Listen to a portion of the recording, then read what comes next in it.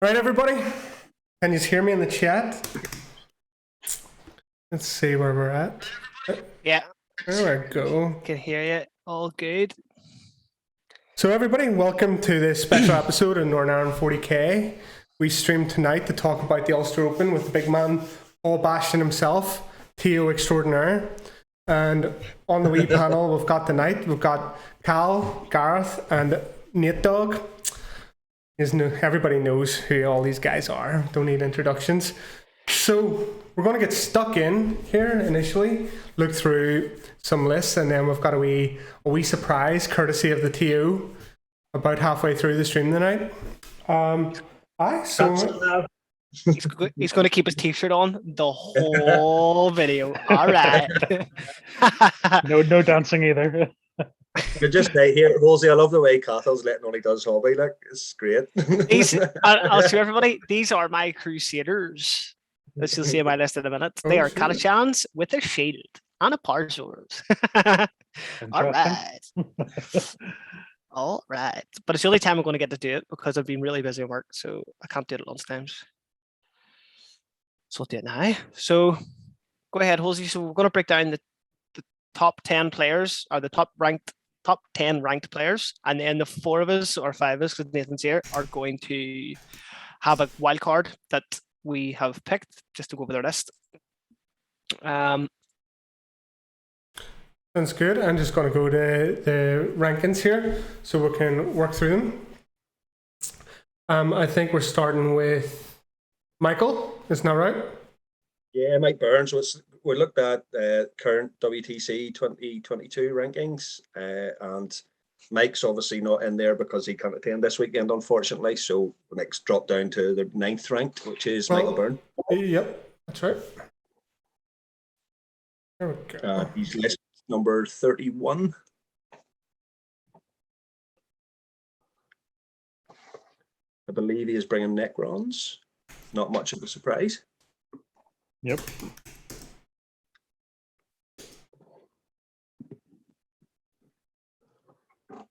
Sorry, I got kicked there.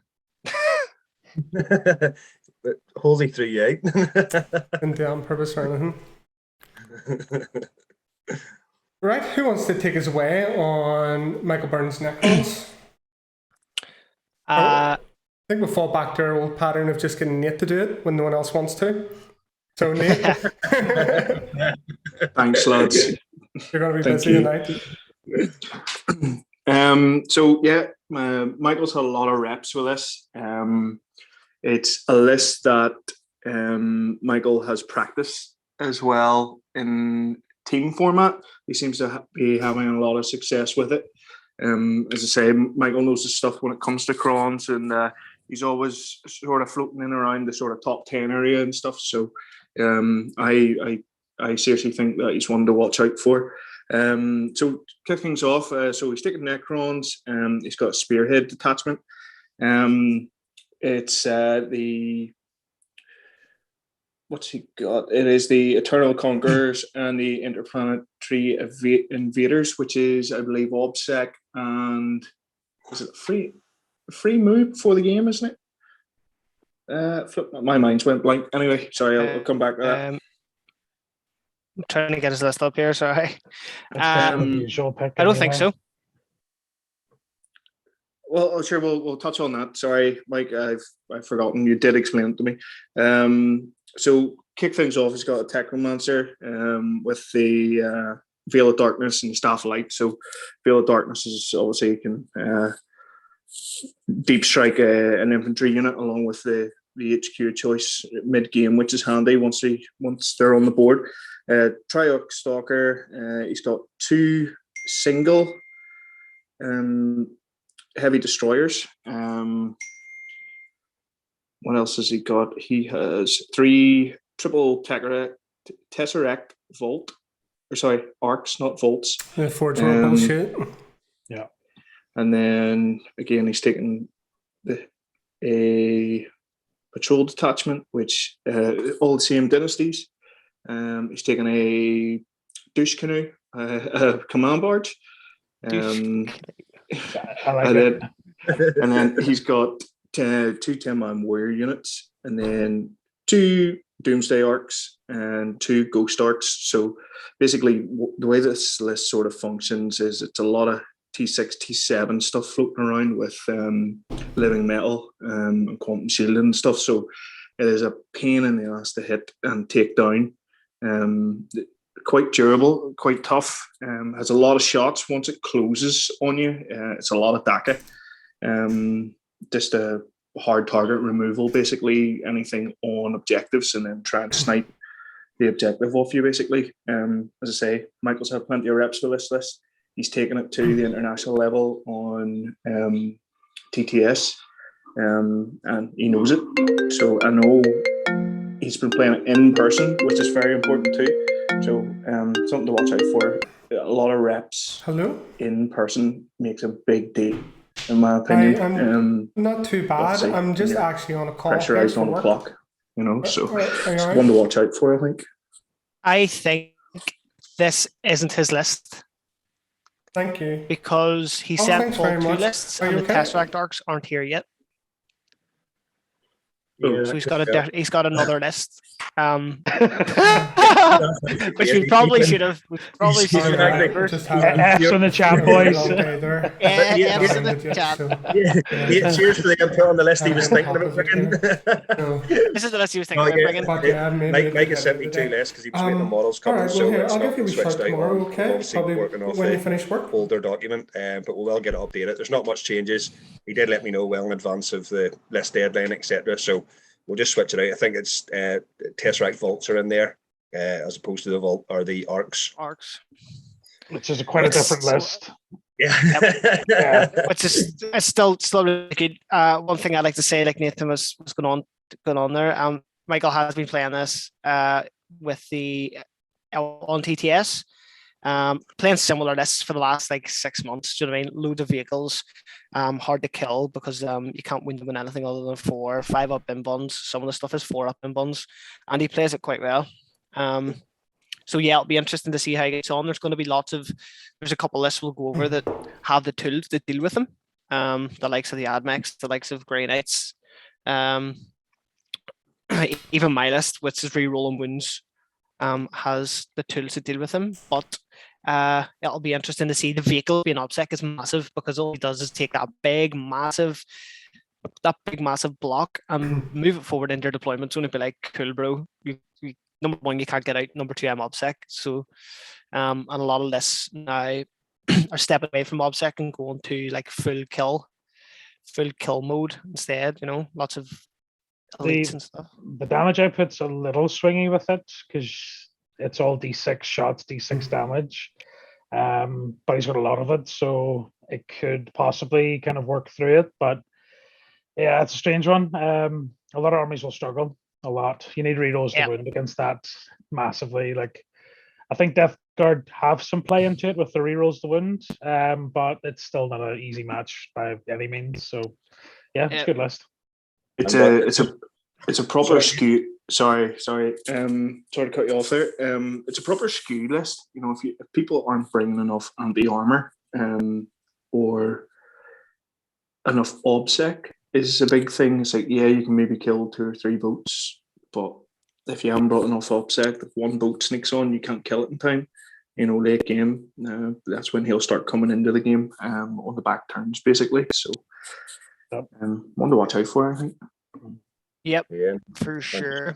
But Nate touched on as well, interestingly, saying about Mike's and some reps with the list and the army in general, the faction, in person, because we're going to be quite strict on timings at the weekend. 15-minute player turns, which is quite, tight enough going, especially for some of the guys that I know that are picking up brand new lists, haven't actually maybe got any reps in person. So again, that could make a difference. That bit of experience coming to the table that's actually been rocking the list and the faction for 6 months. Chess clocks all around then. Yeah. Well, Halsey's definitely packed on. Okay, so we'll jump on to the next list. And who was next on the list then? Paul? So we've actually got Halsey himself. He's ranked 8 at the minute for WTC 2022. He's list number 18 in the document, which will be going up just after the Twitch stream, guys. And he's rocking white scars, the game. He's been playing this list or variations of this list for quite a while. I think it was actually just maybe even pre-COVID. Halsey, you've been rocking this similar sort of list? I've been running White Scars since the start of 9th. As soon as 9th dropped, I switched from Dark Angels to White Scars, and it was so much crack. I just didn't stop really. The first tournament of 9th, I did take, I think, Dark Angels. You did. Yeah, because I hadn't got enough experience with the White Scars yet. But yeah, so I've got plenty of reps with it now. So I'll run through my list, I guess. So I've got a single battalion with company veterans with chainswords and bolt guns. Super cheap. Kasaro Khan, the Master of Sanctity on bike with the litany of +2 to charge, +3-inch Palin consolidate. Which, if you've seen that shit in action, especially with something that is escaped its combat post-charge and just jumps across the board, it's insane the movement you get from that. So it was really hard to leave that out. Also got the litany of +1 to wound. So I've got 2 sources of +1 to wound, which helps the fact that I've got a lot of strength 4 weaponry on the list. So there's that. I was really contemplating putting in a litany of 5 up feel no pain against mortals. There's just mortals everywhere, but I might live to regret that. But yeah, anyways, we're rocking 3 units of Phobos troops, plenty of forward pressure early doors if needed, the ability to drop smoke, the ability to redeploy, infiltrators screening shit out, and cursors become an AP -2 flat 2 damage from me in Assault Doctrine. There's a lot to love there. Plus just getting more OBSEC into the list compared to what I've been running in Teams events. And I must say, actually, the Chaplain on bike is taking the relic, the Benediction of Fury, and the Warlord trait, Chagorian Storm, as well as Rites of War. So he's a bit of a beat stick himself. Then we're moving on to the elites. 2 relic contemptors with Volkites. Pretty spicy. I've got the ability to get that extra AP, turn those weapons into assault weapons and things like that. I found they've been, again, difficult to leave out of the list. I previously was running 1 Redemptor, 1 Volkite Contemptor. And whilst I did like the punchiness of the Redemptor, just having that 5 up invuln and saving those 30 points was what gave these 2 guys the nod.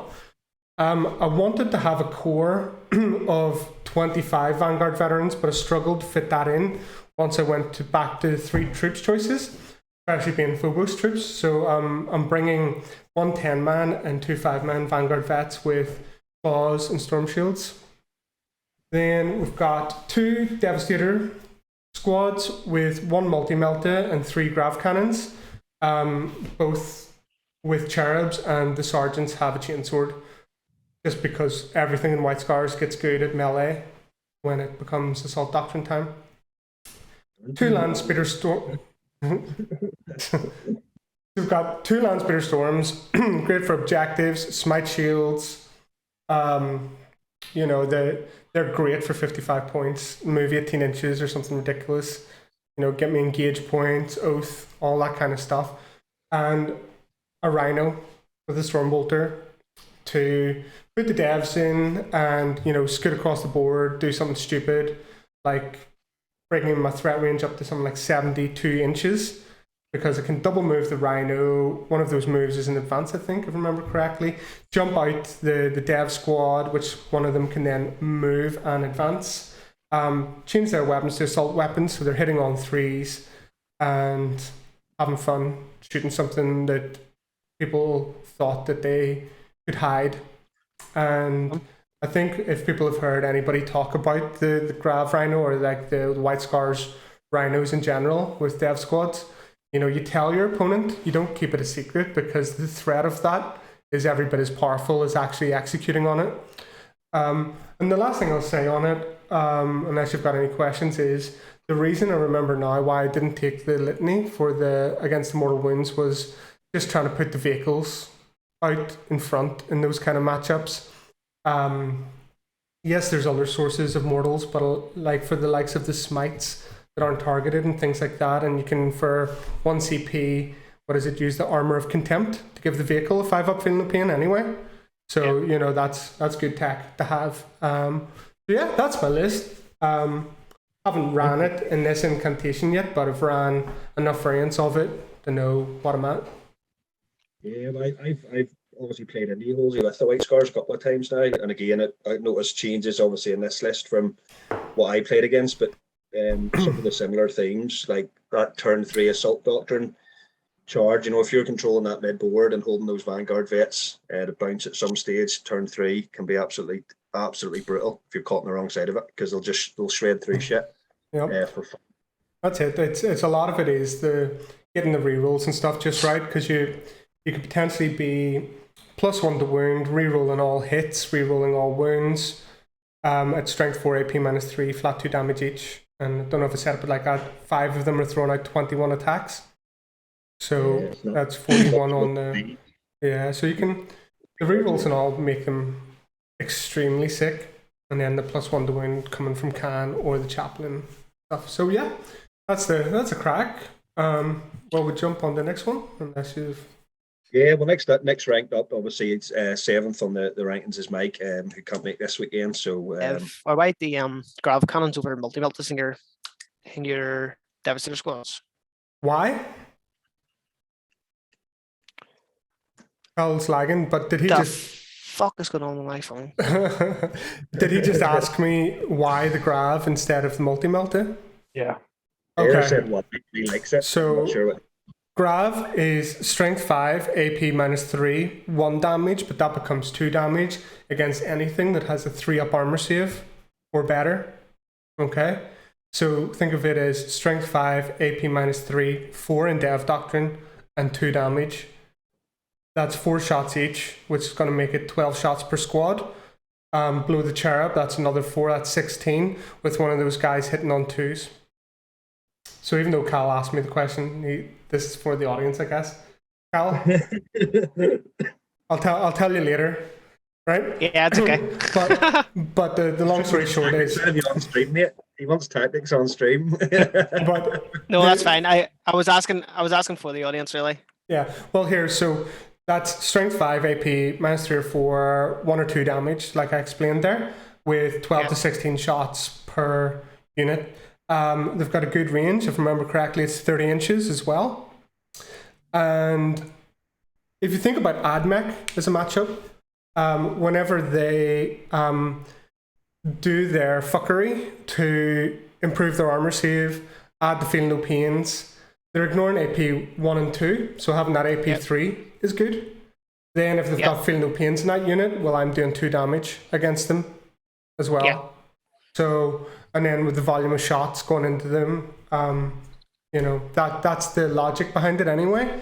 That coupling it with the mortals potentially from the Volkites, if I get the rerolls just right, you know, I have some play potentially into those blobs rather than them being completely immovable for me. That's the thinking. Anyway, also cheaper than multi-melta. All right, let's move on to the next dude. Yeah, so next up, as I say, guys, was Mike McConkey, who can't make it this weekend, unfortunately. He did book, but double booked the weekend. So yeah, imagine going away to make another child. Well, this is 5, not enough. So we jumped in up to number 6 in the rankings, which is currently Garthic New, who is rocking this weekend list number 2, which is Mortarian's Anvil Death Guard. Yep. A battalion, I believe. We don't need to go over his list. It's all right.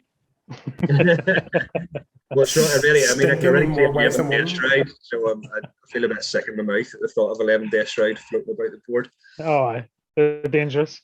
Let's go But yeah, ahead. Urban. It's a fairly simple list. Obviously, 1 battalion.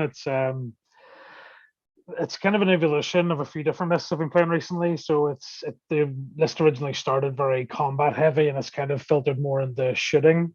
I see a lot of lists now focusing more on shooting rather than the combat element, but I think this is a good balance between the two. So it's basically Demon Prince wings, give him Gloaming Bloat, so no reroll to hit and wound in Overwatch. Handy against most opponents. Either you're turning off rerolls or you're turning off Overwatch, can help. Typhus as well. He's just there as, filling an HQ slot, give me some sick powers and being able to hit things pretty hard. There's also getting a few powers in there which you need -1 to hit, especially extending the range for the Gloaming Bloats and contagions and stuff. So quite useful. Poxwalkers, basic standard 310s, just take objectives, sit where you need them to sit, do the business. The main meat of the list really is the elites. You've got, like Paul just mentioned there, 11 Death Strides, so 2 units of 3, 1 unit of 5. So very dangerous units, obviously very good holding objectives, very good at killing stuff. Can kind of go into any target and do the work against them. So, all-star unit. Got the Foul Blight spawn accompanying the 5-man squad. So he's gonna rock with them the whole game, fight last, great. Especially his flavor too, lots of damage. Volkite Dread, can't believe home without it at the minute. So yeah, one of them in there too. Give it the missile rack because I find with the Tallyman, who's one of the other HQ elite, sorry, the exploding 6s to hit with the Tollkeeper relic are very good.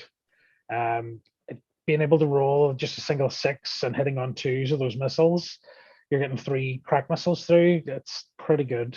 Just one of them, that's 3 shots there. It can actually do a lot of damage. So the 25 points, I think, is definitely worth it. So then you've got the Volkite kind of on top of that with that hitting on 2s, exploding 6s, real good. Next one then is, I believe, the fast attacks. So 2 boat drones. Very, very good unit, I must say. I see a lot of lists leaving them out. I think they're invaluable.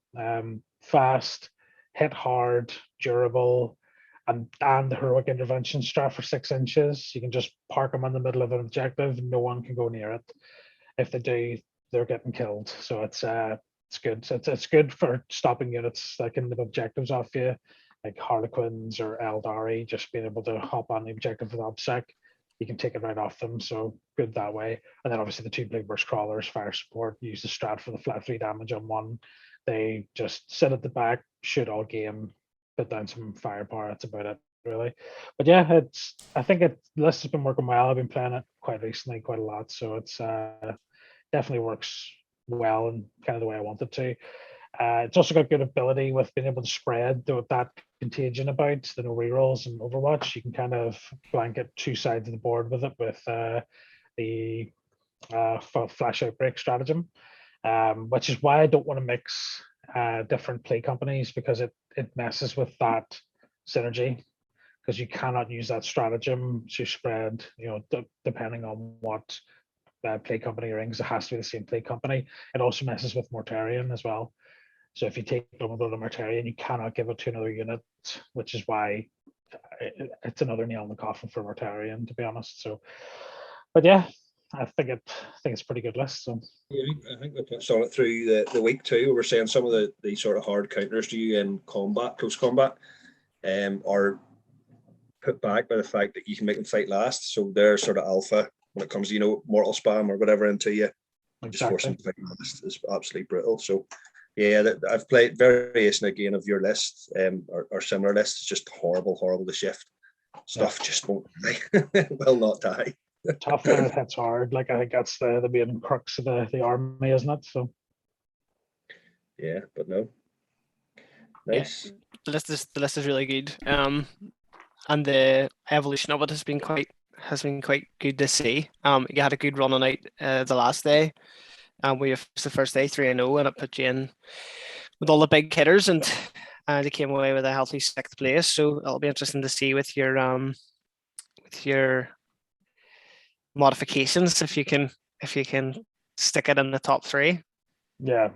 So I think the splitting up the unit of 5 deaths right into 2 3s helps a lot. I got more flexibility with that. So because you can kind of start 5 and 3 on the board, take up 2 sides, 2 flanks, keep 3 in reserve, and then pop them where you need them to go. So I think that's better than the previous evolution. So What Exactly, happens? What happens when Admech shoot them off the table? yeah, deep strike all of them, Whoa. Yeah, and then Admech, you, anyway. hide everything else. you will be glad to know that we are following WC or WTC terrain standard this weekend. So I think the minimum coverage is 12 pieces of terrain on each board. Sounds good.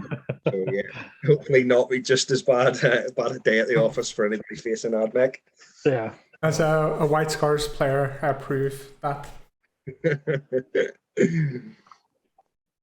Like the army's good enough. I think I can go into any opponent and do reasonably well. Most opponents should steamroll.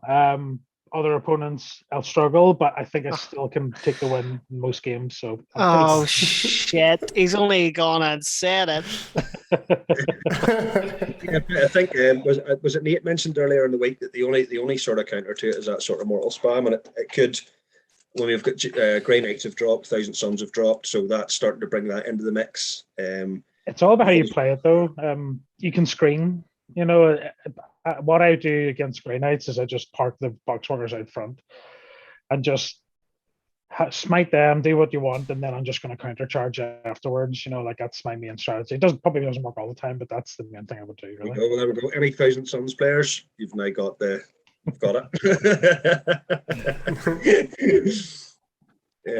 Yeah. No, cheers, G. Yeah. No worries. It'll be a hard list to shift.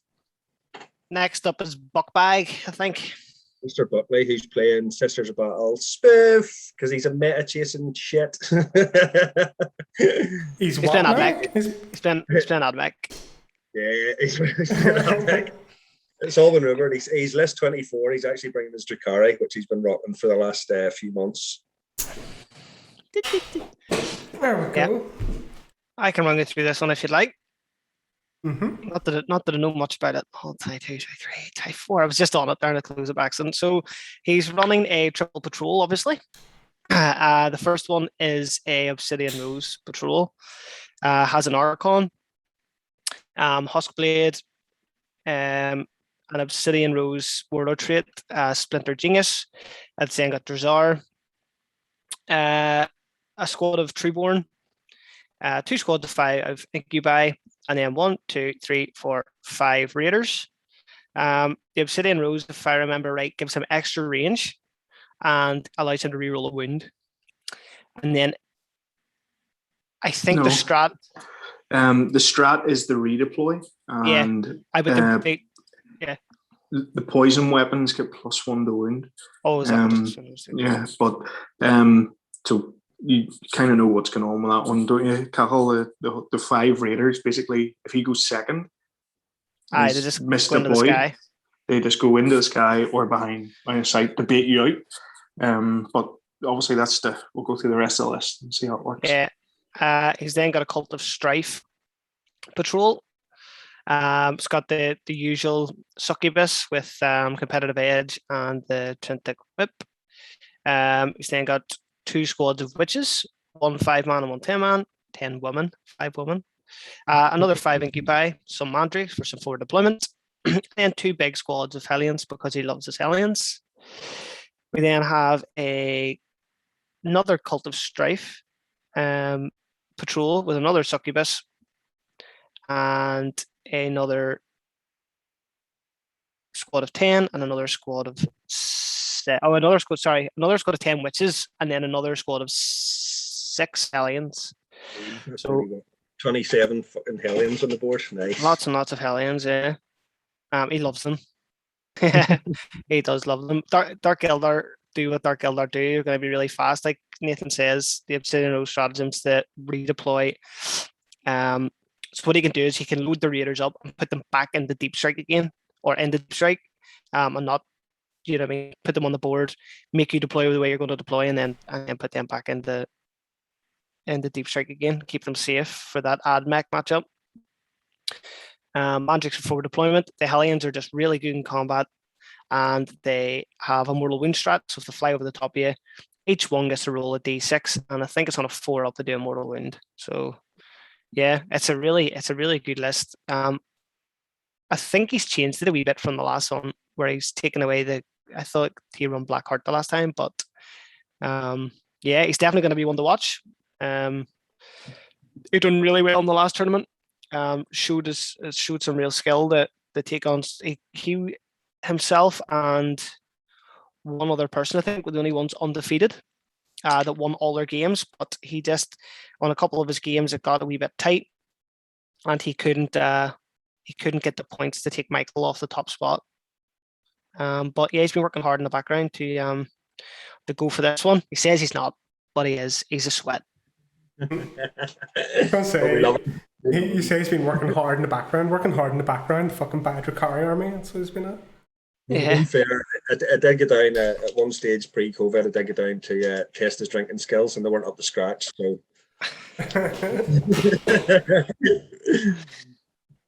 And I just want to confirm that I am going to pick him up on the way to the tournament. Make sure he's not late. Actually, that I got a phone call. I was like, here. Nathan said he was going to pick me up, didn't he? And I was like, yeah. And I was like, I phoned the two of you to make sure you're both up, like really early. He's like, right. He's not here. What time is it? It's 9:10. That didn't happen. Yeah, no. So I definitely think Aaron. I've played against Aaron with his sister. I've played against him with his Dracari once, and he's, as Carl's touched on, it's a variation of what he's been running. But yeah, horrible. Yeah, hard outing. He's going for best.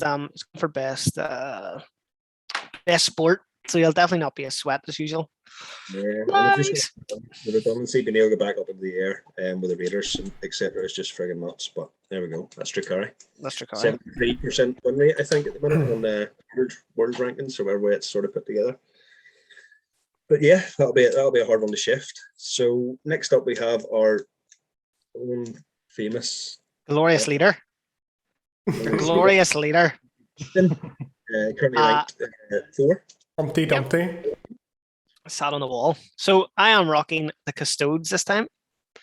I'm taking a shield captain with a 3-up infant, 5-up feeling no pain, rerolls charges, and an extra 2 wounds. I then got Trajan. I have then got 2 contemptors with the sword and board. I've then got a squad of 5 Venatari, 2 squads of 4 bikes with salvo launchers, and then I'm taking they're all shadow keepers, so -1 strength is the stratagem that they can use. I've then got a 5th Lothians, 9th Lothian something, Scions detachment. It's got a Tempestor Prime, and then 3 squads of 5 Scions. He has got command point regen if you spend 1 is his relic, and if I spend 1 is his warlord trait. And then he gives me a free reroll as well that I can use on anyone for a save, hit, wound. And lastly is 2 Crusaders for doing some backfield actions and stuff, which I'm painting right now. Yeah.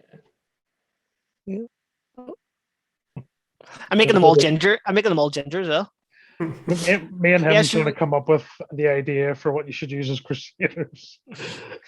So, I was like, Lich Guard, maybe?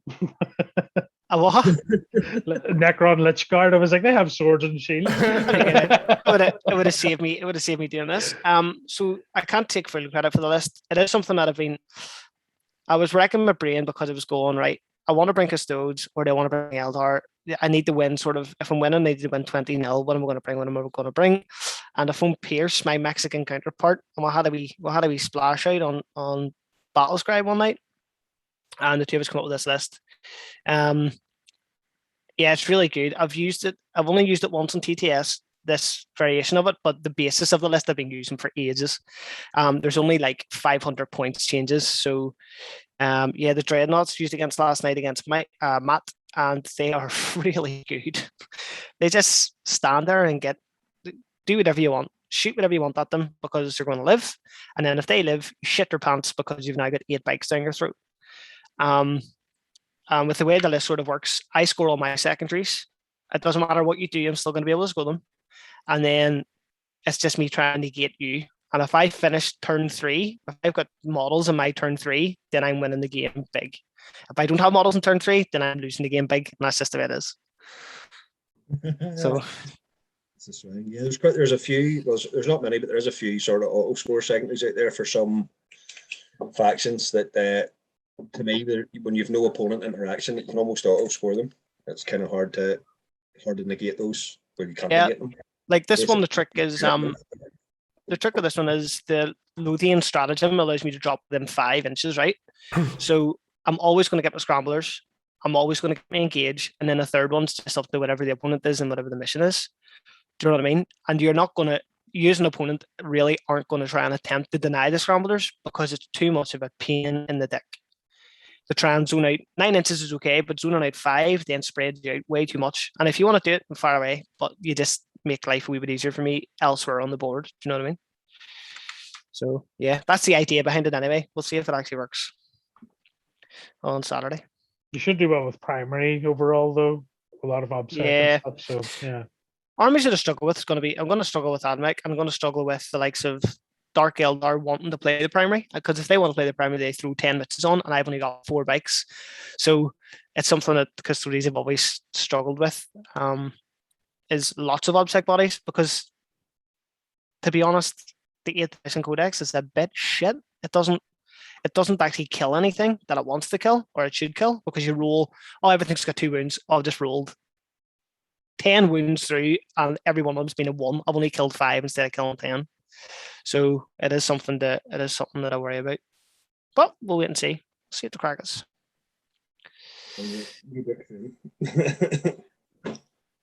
Good test for it too as well. So yeah, They've got but now I've seen so many Dark Eldar. I wish I took Eldar. It might be a good time to pop up just when cast finished there the actual overall stats, because I know we're focusing on the sort of WTC qualifiers and then we'll look at our sort of wild picks, but the overall spread of lists for the event. I'm just looking at the Warlord trait for the Gorgons. When a psychic test is taken for any enemy psyker model within 24 inches of this Warlord, that model suffers the perils of the warp on any roll of a double. So that is like that Demon's character. I don't have that. I know you don't. You've took Kurov's Aquila for the CP regen. But I'm just... I've got a Calexis as well, sorry. I've got a Calexis as well in there, in the list. How sick would that have been as well? Yeah. But again, we looked at it thinking that it was going to be lots and lots and lots of that. We thought there was going to be loads of Grey Knights, so there was going to be loads of Thousand Suns, and it turns out there isn't. Mm-hmm. So there is that. There is that side of things. Yep. So here's the breakdown. We've got 1 Custodes, 2 Admech, 1 Sisters, 2 Eldari, 2 Imperial Guard, 1 Chaos Demons, 1 Dark Angels. Am I right in saying that we have no Dark Angels, in fact? Yeah, it's 1 Tau. Well, we've already got the 1 Tau here, so someone else might be taking Dark Angels. I think Chris is taking Tau. Yeah, I know Chris is taking Tau. Yeah. He changed his mind last minute to go Tau. Then he was messaging me the day going, "Oh fuck, what have I done? Why did I do this?" He's really rusty with Tau. I played him a game there about a month or 2 ago, and it went bad for him. But it was the first time he was playing it, so I don't know how many games he's had since then with them. But hopefully it's a few. He's got some sweet. Well, we're waiting for Paul to come back. He's got some sweet reinforcements that have just arrived as well. That's nice why he's taking them. Yeah.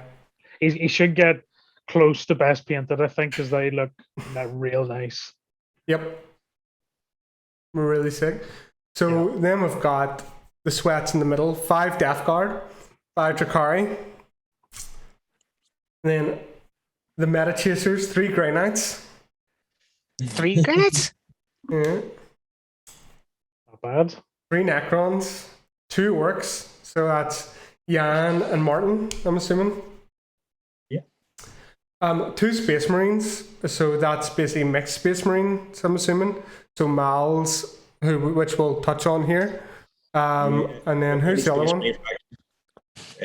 Other Marine player is Mal's friend, Ian. Is it Ian Eaton? Andy Eaton. Andy Eaton, Ian? sorry. Ian? My apologies.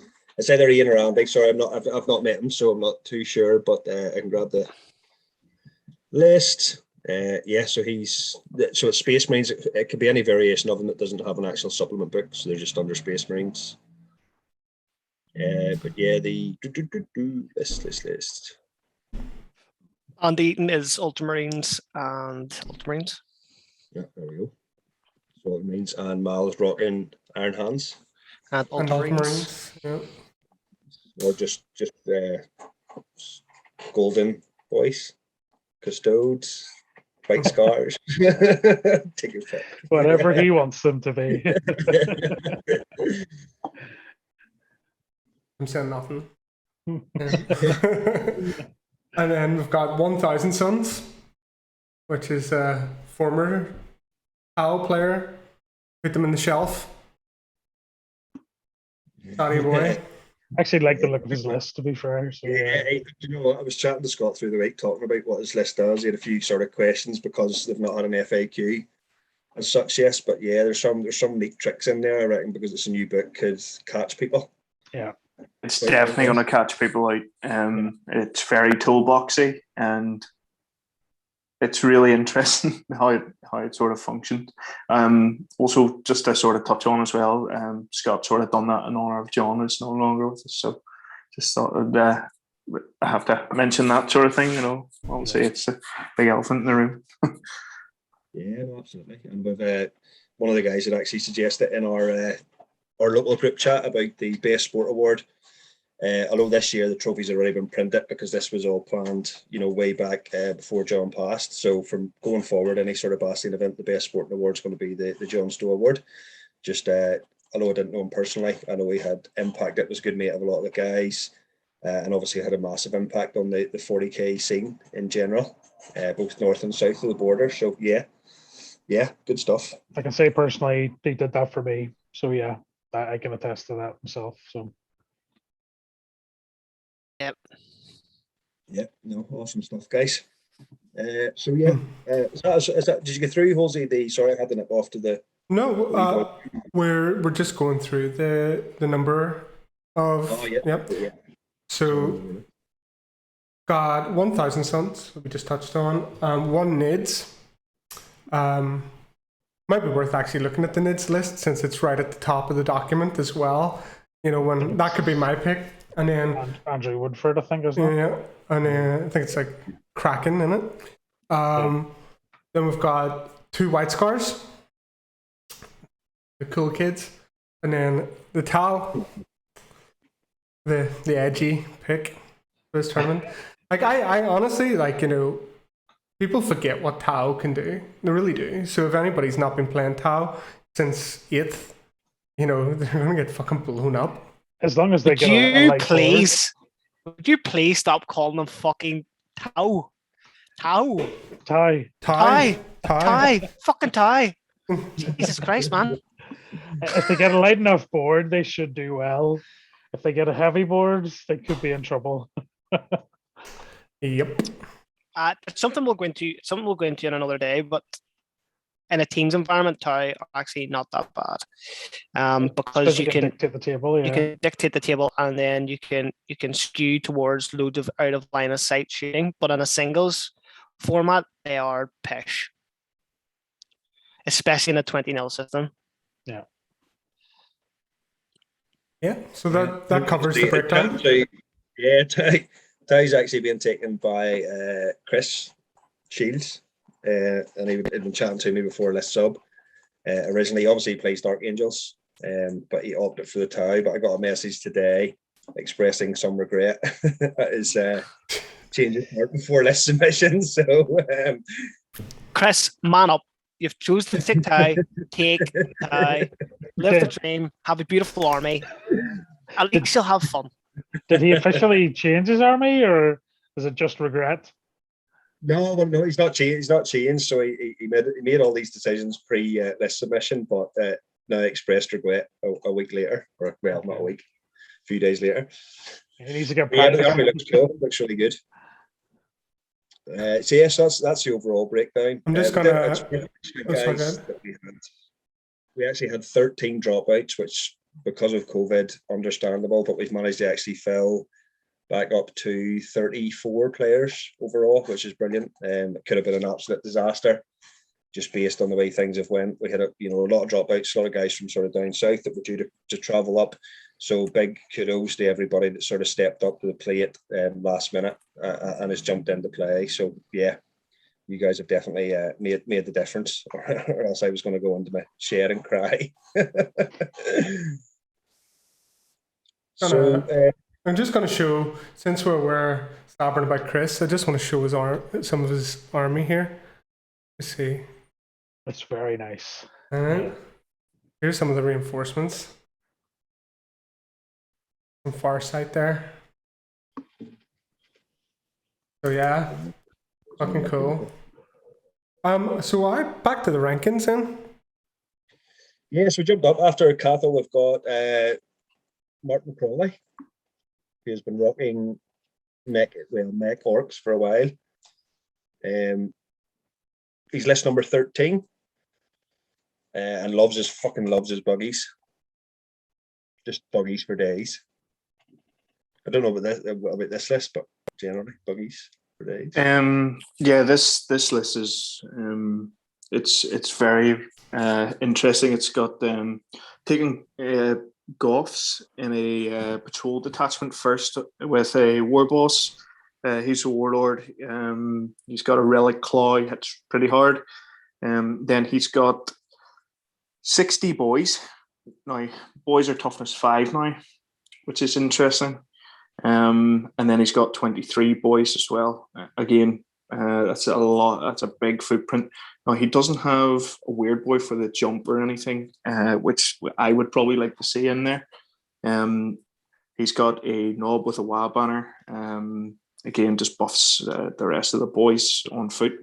He's got 2 units of 10 storm boys. Again, really fast, hit pretty hard. And Goths as well. They hit you hard whenever they do make contact with you. The interesting thing, I think, this is the secret technology in this list is blood axes. He's taken Outrider, so he's got the Death Killer War Trike, and he's got the Big Boss Stratagem and Hard as Nails on that. He's got 5 commandos, and then he's got 2 one-man units of Snaz wagons. He's got a single unit of 2 booster blasters, and then he's got 3 war bikes, and then he's got 2 mega track scrap jets. If you don't know what a scrap jet does, go read up. They are very strong. Their damage output is very good. So they shoot 3d3 shots, strength 8 -2 flat through damage, and then they have 2 wing missiles, which again are strength 8 -2 flat through damage. If he's in the speed WA, he gets an extra -1 AP on that. So these things will just wreck anything, and they're so quick. And when they charge, they can use the drill as well, which has D3 damage. These things are going to catch people out. And being blood axes, if you tag them or they hit you, you can fall back and either shoot or charge again. So you can never really tie them up unless you wrap them. Again, it's a list that I think is going to do really well. Unfortunately, I would like to see a weird boy in there just for the jump, but that's just me personally. It's maybe not as reliable. It's like it's changed slightly, but again, big footprint. All those buggies are on massive bases, so it'll be interesting to see his deployment with 2 60-man mobs and all those buggies in one place. Especially when the TO uses stupid fucking missions.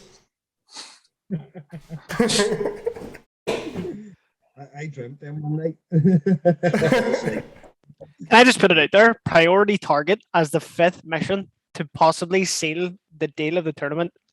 What the fuck are you thinking? You've just Yeah. copied and pasted someone else's tournament. That's what happened here. Awkward laugh. Nate's already touched on it. The friggin' footprint of that list is absolutely insane because I have an orc army. And the buggies alone, like trying to tag down a blood axe fucking buggy in any way, shape, or form. You know, even to try and flip and try point it so it can't get out, it's not doable. I don't think, unless you're running another horde. So yeah, it's definitely one to watch, and he's not sitting third in the rankings for no reason. You know, he's been Exactly. rocking orcs. Plays orcs, plays Necrons too, I believe. I played against the Necron list that he's used. But yeah, that's going to be, and again, relatively very, very new book. So again, it's going to catch people because it's just so fresh off the blocks. Martin's very, very consistent. Bollocks. Martin's very consistent. And that is exactly why he's third in the ranking. So, like, it's not going to be a tough game going up against him, you know. So yeah, he's definitely one that'll be a shoe-in to do well. We'll see how it goes. Which brings us on then to second rank at the moment, which is our friend who was meant to be on tonight but couldn't make it, unfortunately, Malachi. List number 26, which is one of the Space Marine lists, Iron Hands, which are gold, so they're not really Iron Hands. Minotaurs, I think that's what he runs them as, isn't it? Yeah. So I know he's changed it slightly since the last event. He was texting me about it, but I can't remember what he changed. I think what number is he? Number 26. He put in, I think, if I'm right, the reason for the Ultramarines mixed into the list is they have a strat which allows a redeploy on one of the Invictors. So he can basically remove it and fucking set it up anywhere because they get the full deploy anyway. Multiple. You can do it on multiple. Yeah. And if you read the WTC FAQ, right, you can redeploy anywhere on the board. It doesn't have to be back in your deployment zone. You what? Which is a big fucking nobody plays it as. I know, nobody except for WTC. It was changed tail end of last week, I think, for the latest update. And that's what that was their intent. Yeah. It has been confirmed. Mal has actually checked it with me and sent me the relevant screenshots from both the and the WTC FAQ. So I've ruled in, well, there's not rule in favour. It is what it is. So they can lift and redeploy as per what they can do. So that'll be insanely strong against everything. Everything. If he goes first, that is extremely strong. Some would say too strong, and it's probably the wrong decision on WTC's part, which I have also said to Neil Kerr. Well, that's a strange one that they decide that. Like, there's only 3 Invictors. I mean, what could go wrong? Yeah, the thing is, so good. The way the wording is it's not. It's due with except Neil Kerr sent a picture of it. I'll find it here in a second, but it's to do with the designer's intent of how it's supposed to work, which is something that Tom gets, and Tom gets from Games Workshop themselves. But and of course, Mal loves a good assassin, just while Cathal's poking there. So he's running a Calidus assassin. I believe there's a stratagem where you can switch out assassins pre-game. I have ruled that because it is an older book. I think it was one of the supplements, the old 8th supplements. I have ruled that happens now after mission is picked, so stage 3.5 you would call it, because it doesn't actually work under the way the pre-game steps are worded. It doesn't actually work as a stratagem, which obviously is not the way it's probably supposed to be played. So at stage 3.5, after anybody rocking assassins, I think there's only 2 or 3 lists. It happens after the mission has been decided. So at that step 3.5, you can choose to pop the strat and then pay for it at step 13, I think it is. We spend the 2 CP. But yeah, he's got that Captain of Gravis armor, This is all the Iron Hands, a librarian, Primaris Chaplain bike, Hero Chapter Imperium sword, Benediction of Fury. So he's got a beat stick chaplain floating about as well, similar to Halsey. List. Fuck, there's a lot of. I mean, you've 3 Invictors in that list. You've got a Redemptor Dreadnought, a Relic Contemptor with double Volkite, and a Leviathan Dreadnought. Fucking dread heavy list. Just the way Mal likes it. Yeah, that's gonna be a fierce output with that redeploy. It's a lot of firepower. A lot. But now Just go first. Mal knows what he's doing though, so he's always played Space Marine, so he knows how to work that list well. So it's a bit, to me, it's a bit of a skew list because I've not seen him talk about or run that variation of this list, which is interesting. I ran it last time. He's run it for a while. yeah, there's maybe tweaks here and there, but it's mainly the same. Yeah. Thank you very much, Canada. If he gets For that list, thank you. Turn 1, whoever gets Mal turn 1 in the draw, yeah, just be wary if he beats you in the dice roll. He rolls an unusual amount of 6s, I must say. He must have a horseshoe up his ass or something. Horseshoe up his ass. And, talking of rolling 6s and just winning games, that brings us to number 1 ranked at the minute, which is Diekmuir, Richard Moore, list number 27 in the list document, and he's running Drukhari, which I'm sure you're all chuffed to know. About 5 pages of Drukhari. Yeah, well, apparently they get like 100 power level for 2,000 points, so it's just how they roll. This is coming from a man that said, "Oh, I think I'll take a decent list just so I can drink. You know, I'll just take a nice simple one so I can have a few drinks. You know." Well, I don't know what he's drinking. He must be drinking fucking sake wine, playing that. Yeah, 115 power level for 2,000 points. Sounds fun. Well, our resident Eldar councilman, Cahill, can take this one. As you You're also on the council? Yeah. I'm just a spy. Go ahead. What number is it? Sorry. 27. 27. Yeah. I know he did. So he's running a... Yeah, he's running a Obsidian Rose patrol. I'm going to assume it's 3 patrols because that's a Dark Eldar 2. He's got a Court of the Archon. He's got an Archon with the Gin Blade and Splinter Genius again, the same as our friend Aaron. Again, Treeborn squad, 2 squads of 3. 2 squads of 5 warriors. 2 squads of 5 incubi, a Cult of Strife patrol with Drazar, a Succubus, again, same as Aaron.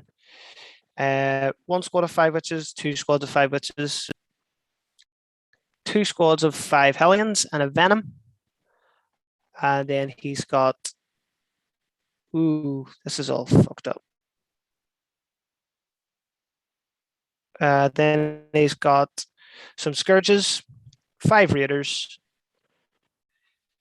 and then a Cult of the Cursed Blade, Succubus, a squad of 5 Witches, and then 2 squads of 5 Mandrakes. So yeah, it's fairly... And then the 3rd patrol? That was the 3rd patrol. Oh, was it? Sorry. Okay. Yeah, that was the 3rd one. Yeah, crazy amount of shit on the board. He likes an old Venom. He loves throwing a wee Venom in there. I don't know what Cult of the Cursed Blade does. What does they do, Annie?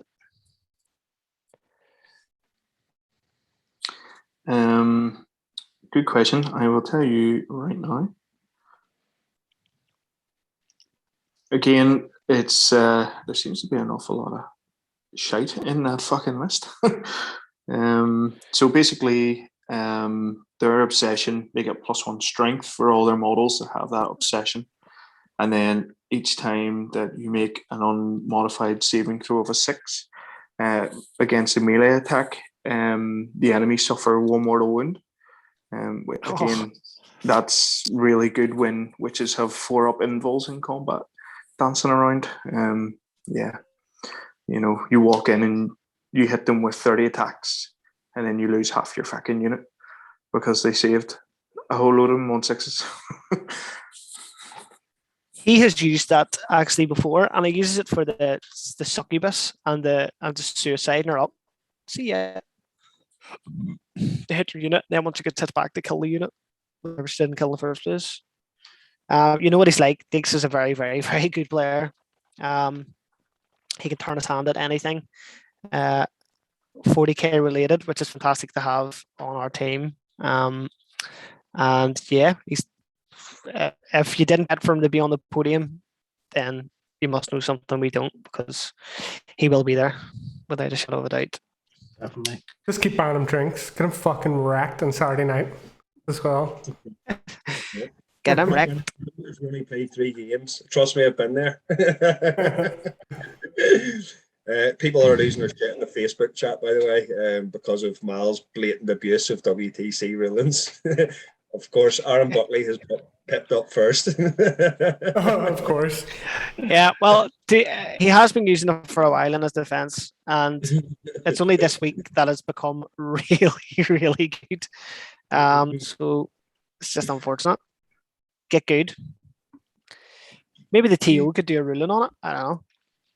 Oh, well, listen, I'm just following WTC, and they've cleared it, so it's all good. It's good to go. Damn you, Tom and Neil. Damn you. Here, you got to do an authenticity check in those fucking screenshots he was sending you. He had Microsoft Paint out. What, TTS? Oh, hey. Right. Right, guys, what I'm going to do, I'm going to stick up the actual list document. I know we've only covered the sort of top, the 8 WTC 2022. We could do, yeah, we can fire up the document for everybody. Sounds good. You know, we can quickly go through the names and what they're playing if you want, or we can go to the big surprise. Yeah, I think pop the document up. The guys will want to get a read at it anyway, and see who's rocking what outside of that sort of what we've touched on. But yeah, surprise time. And boom, round 1 pairings. I need to get on the screen here, do you? Who have I got? Just tell me. Mal. Do you right now? Don't. No, you don't. Mal's got. Let me see. Well, we'll go through Richard Black. We'll go through them top to bottom. So on Hold on. Hold on, we'll just all wait for Mal at the fucking, or for Cal. I'm just gonna mute him. Right. So table 1, we've got. Well, we're going to do that thing again where we mute him, and then like it's 20 minutes, and you know, I haven't unmuted him. There you go. Are you unmuted, Cal? Happy days.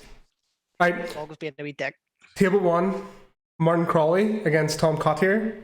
Works against Grady Knights. That'll be a good one. It's a good one. Oh. That's a good one to be in the top table. You getting any streaming action going, Paul? I'm hoping to get. I haven't obviously a lot of my equipment's back in England, but I'm hoping to get using a few bits. It'll not be the full game stream coverage or anything like that, but there will be video coverage of some sort. Hopefully, you know, in future years we will get the proper stream set up over.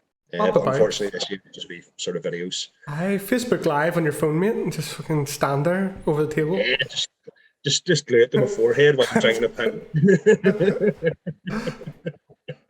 Shit. And number 2 then, Robbie Wright against myself, Admac against White Scars. Table 2 would need to be dense as fuck. Oh shit! Oh shit! This was when I done the random draw, so I done it on Excel, just like a random draw. And as soon as that popped up, I copied and pasted it before I even registered what was on the list. And I went, that's the sweatiest fucking match of the weekend right there. Round 1. F's in chat for Halsey right there, like. I know. F's in chat. I don't even know. Like, when I was working through my game plans against the list, like, you know, my only game plan against Admech is to wait for the fucking nerf. You know? That's Pretty all- much it. that's- Pretty that's much all- everyone.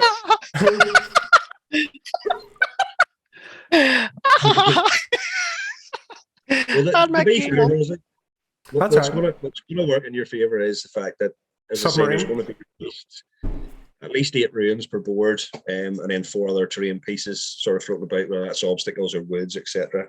Wherever it may be. So that could hamper. Robbie is a good player. He's not played a lot of 40k. He was playing Blood Angels previously, and has obviously picked up a very, very strong list, which we'll come to. So it all It's a new depends. army. Depends how much it's a new army. It depends how much he's wrapped his head around it. It could be, could end up playing on the day and being fantastic with it. My concern with that list, with a new player, well, not a new player, new to the army, would be the time it takes to actually play your turns out. So it could be a case of watching the clock on that one. And That's good. That's Moni Which fucking. Can I stop you right there? Can I stop you right there? He's playing Admech. If he hasn't killed you in 3 turns, there's something fucking wrong. And it's Robbie. He is a sweat. He is worse than Aaron. Oh, Jesus. He is. Can't bad. I just being nice?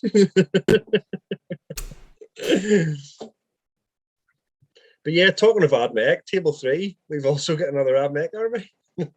Yeah, we've got Martin into Johnny Shaw, Admech into Death Guard. Oh, I think Johnny actually Oh. won that match last time against Martin, so it'll be an interesting one to see. oh, very cool. Just tell me That's about like it's like the battle of Johnny and then the new Johnny, because Martin again should win the tournament. it. He's got this. He's got this. And then number 4, Mal and his Iron Ultramarines into Richard Black's Death Guard. Like we were saying, it's hard to look past the output of that list from Mal. Like, Or just the fact that you can get 3 dreadnought or war sets can just deploy wherever the fuck they want after you've set up. True. I love it, Mal. Good man. Abuse the rules. Everybody else does. you're right. Then Tom Denton into my brother from our mother, Adam, and his White Scars. So yeah, it's tough to look past Tom and the Drakari. In that one, I'd say Adam has everything he needs to do something in that game, but the strength of Drakari is so much, and they've just got more units to trade. And if it's played right, it's a difficult one to see a win for the Marines there, because they're just so kitted out to counter you. He's a solid player. And he does wrap his head quite well around the army he's playing. I've played against him with his sisters, which obviously take a lot of sort of synergy to be fully effective. And yeah, fucking hell. I think me and him came within like 1 point of each other at last tournament. In terms of when the game we played, it was like an 11-9 win, but it was picked by like 1 point. Yeah, that's going to be a good matchup. There's a couple of matchups I'm dying to see just as a TO walking about. Some of them are just going to be so good. It's going to be hilarious. Next up, we got Cal against Andrew Woodford and his Nids. So let's have a look at this Nids list then. Mids on Custodes. Yes, it's got Kronos for the shooting, Get right? Andrew Woodford game 1. Yep.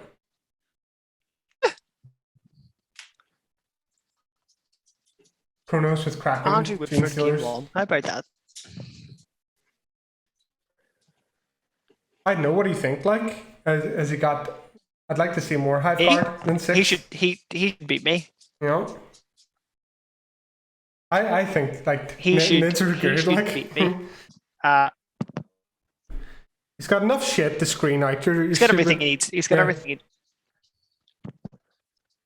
I'll let you go. Yeah. You can talk about it since Yeah, you're lagging no. a bit. No, if he plays it right, he'll kick my ass. He's got so many obsec units or so many obsec bodies. He's got 90 Hormagon Termagons and then the Gene Stealers.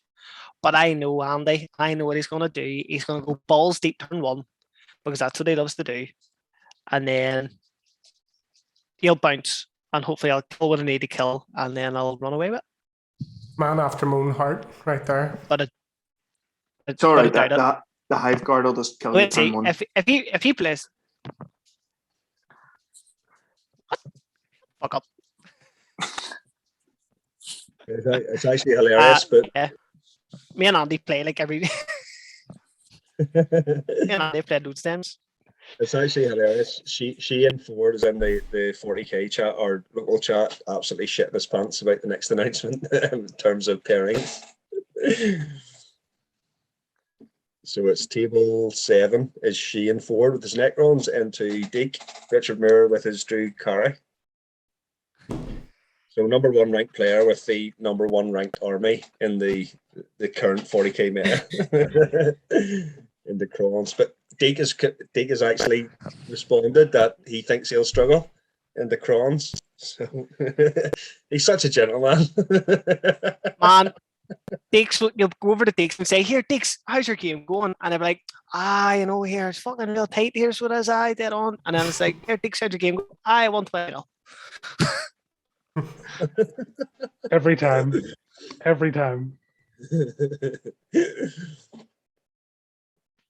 Love it. And on table 8, Jamble's pickup. Who the fuck's Jamble's pickup? Jable's pickups are like multiple fucking doctor. He's got like he cures cancer and shit. Jables. Honestly, he does. He's got like 4 doctorates or something stupid. Yeah. But yeah, Cozy, you would have met him. He was at our heat at the last tournament. Sort of tall guy, long ginger hair, playing Drakari, obviously, because he's there. Right, and he's playing in the Scots, Thousand Suns. Yeah, I put that down as one of my matches to watch. Well, Scott's just texted me and said, "Oh no." The only reason being that I know Jables hasn't had massive amount of reps with the list that he's running because it's the same list that I played into him against round 2 at the last one there up at Exploding Dice, and that coupled with the fact that Thousand Suns is a new book and I've seen some of the dirt that Scott's sort of theory hammer in his head. I think that could be quite an interesting game just to watch. New book versus current top tier book.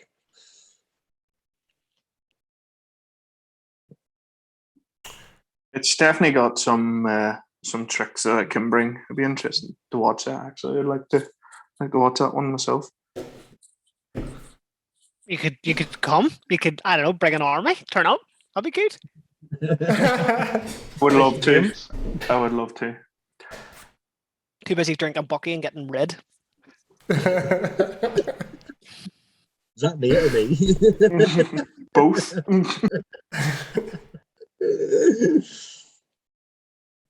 What's next up? Who's next? Table 9. Daniel Brennan and Richard McRoberts. Oh, cool. Those guys play each other all the time, I think. A bit of a change though for Richard running Death Guard this time. Oh yeah, that's right. So it's Chaos Demons Well versus said, Death well Guard. said, That could be Yep. interesting. Like everybody did- else that plays Death Guard, Richard's also beaten me with him. Yeah. So, He's in my league for Lisburn Gaming Club and he's been running Death Guard a few times and he has been doing well with them, I must say. Good bit of practice and he's been getting a lot better with them. So he's definitely one to watch for too. Like he could do well. he's always right there on the cusp. Yeah. Yep. He's actually quite high in the rankings too. So he's just almost there in the top 10. It's close. There he is, sitting in 11th at the minute. So Death Guard might be able to push him over the top. Who knows? Indeed. Guard OP. He's nerf. Then next up, big match here. Dean McLaughlin against Gareth Agnew. Yeah. Oh shit, son. A rematch. That's a big rematch. That It is a is, it rematch. It went my way last time, but his list is very different to what it Yeah. was last time. So we'll see what happens. I think it'll be a good game. This was my third pick. I picked 3 matches. I actually wrote down 3 matches to watch. Number 1 was Halsey and Robbie, because obviously it's going to be the sweatiest, saltiest affair you'll see all weekend. The second one was obviously Drakari Necrons with Shane and Not sorry. Scott, Smatch, Thousand Suns, and Jables, Drakari. And then this was my third one, just because Dean's batshit crazy and I love him. And G is just such a good player with the Death Guard. I think this is going to be a hilarious match to watch. That's definitely one to hang about with Here, for a pint. let's look at Dean's list. We'll finish the pairings first. No, and we then. won't. We're going Yes, in. yes. Shane Finish the McLaughlin. pairings, No. and then use them as your. Here, as the host, we're going to look at these lists while we go through the parents. Such a funny. So who had Dean's list as their wild card pick? You apparently. Not me. Nope. Dean, I actually put Dean as mine. Dean, I have so wild card pick. I had Nate as Robbie with Zad Mek, Cathal, Martin Lachlan with Zad Mek, and myself. I'd stuck down Dean just because I just think he's just batshit crazy and fucking awesome. He's just a hilarious guy. He's fun to play, I must say. Like, I enjoyed myself last time. So It's so for the guys in the chat who haven't seen the list document yet, it's good to put some context on it here. We've run through Gareth's Death Guard. So what we've got is Dean running Harlequins, and let's see, mixed in with Dark Eldar. Is this the one that Cal phoned me? You phoned me about, Cal, during the week? And you were saying, probably. and you were like, oh shit, I've just got these visions of like, I had a nightmare last night that Dean was going to turn up with 3 Void Raven bombers and I was going to play him and he was going to get first turn. Yeah. It's like, no, I don't want this. Well, there we go. Dean is like the Rain Man of lists. He'll send me like 300 lists a week. Just stuff where there's like one change in each list. That just means he's done 300 shits.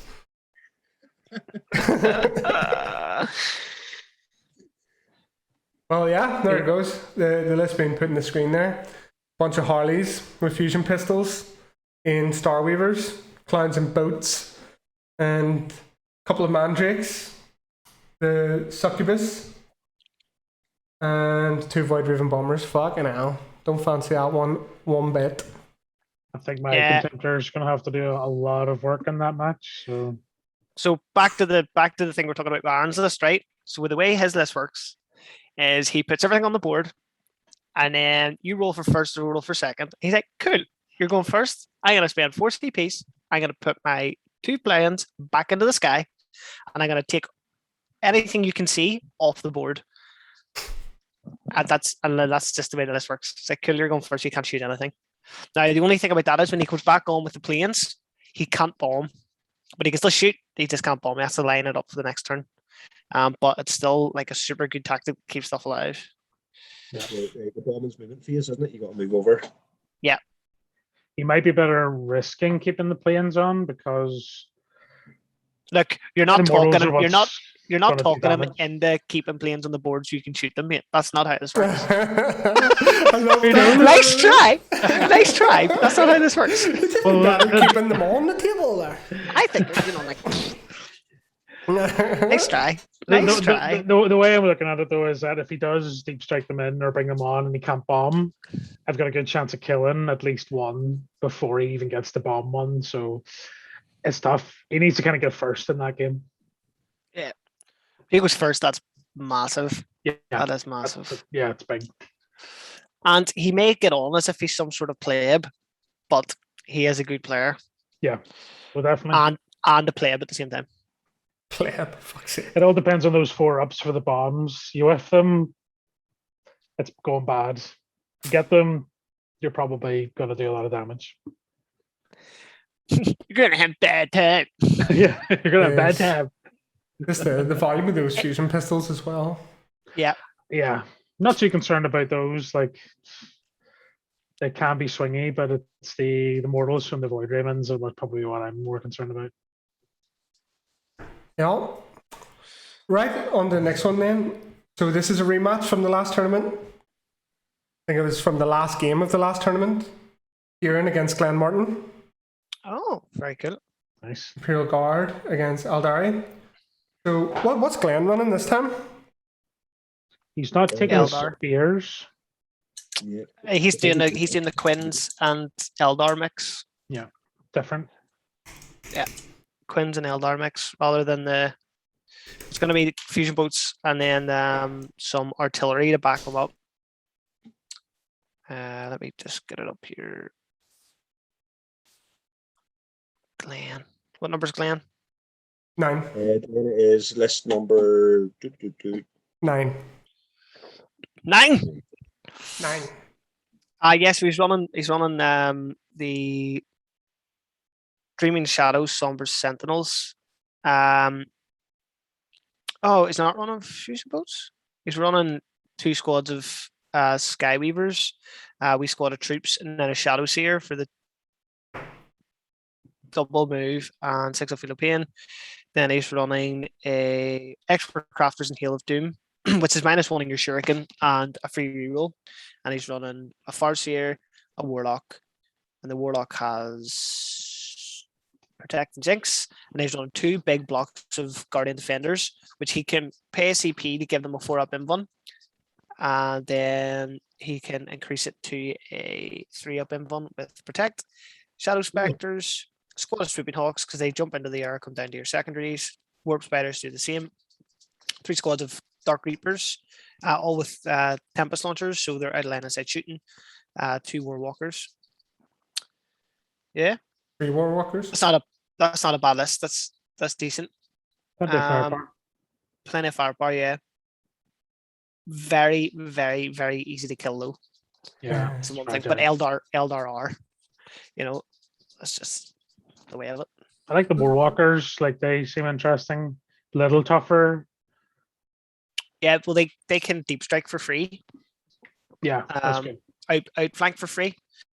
So they're good for like occasional fronts and stuff. Also nicking a target that it's trying to hide. Pretty good too. Right. He said he's a couple of bottles of wine packed for the weekend already, so you're in trouble. Actually looking forward to that game, to be fair. It's gonna be good. It definitely jumped out. As soon as I seen it, I was like, that's definitely one to watch. It's one to watch. Either my dread just kills half his army, or it does absolutely nothing. Who knows? Yeah. Just before you jump on to the next matchup, table 12, it's interesting because we've got Mike, who's on table 12. We've also got Dave, who's coming later on, and Robbie. So they're guys that are playing a lot of AOS and AOS Six Nations players. So interesting to see, like they've jumped straight in the deep end with Mechanicus, Drakari, and Death Guard. So I'm actually really keen to see how those guys got on this weekend, because I know they've maybe had a couple of warm-up games, but it's great to see them jumping over and playing a bit of 40k too. But yeah, rocking those sort of lists that they're rocking. Fair play, guys. And they're also guys that stepped in as reserves, so when we drop out. So thanks, guys, for jumping in, and yeah, be interesting to see new mix, new faces. Legends. Well, Dave's getting straight in. Oh, sorry, what one were we on? 12? Yes, So- yeah, we're on table 12. Mike and into Andrew Eaton. So Drakari and the Space Marines. I haven't seen Andrew's list now. Is he running something similar to Mal, or since they're chums? Yeah, I think he's pretty new himself to the whole format, so I think him and Miles sort of work together on lists. Well, you don't go wrong starting with 2 Redemptors. It's always a good start. And then a Relic Contemptor with double Volkites. Like, I'm telling you, there's not enough resin in China, is there, for those Volkites? And then Inceptor Squad, Plasma, love to see it. I love it. Yeah, I like it. You see, just even with that Plasma, the trouble with the Plasma in the Drakari is it's 18 inches. Anything that's 18 inches away from Drakari in general is going to get lifted in the next turn, especially if it poses as much of a threat as blast Plasma weapons would do. So that's because I love them, but it was all the points are absolutely fucking diabolical on them. Like 5 of them are 300 points. However, the range was the deal breaker into the current armies for me, even considering them.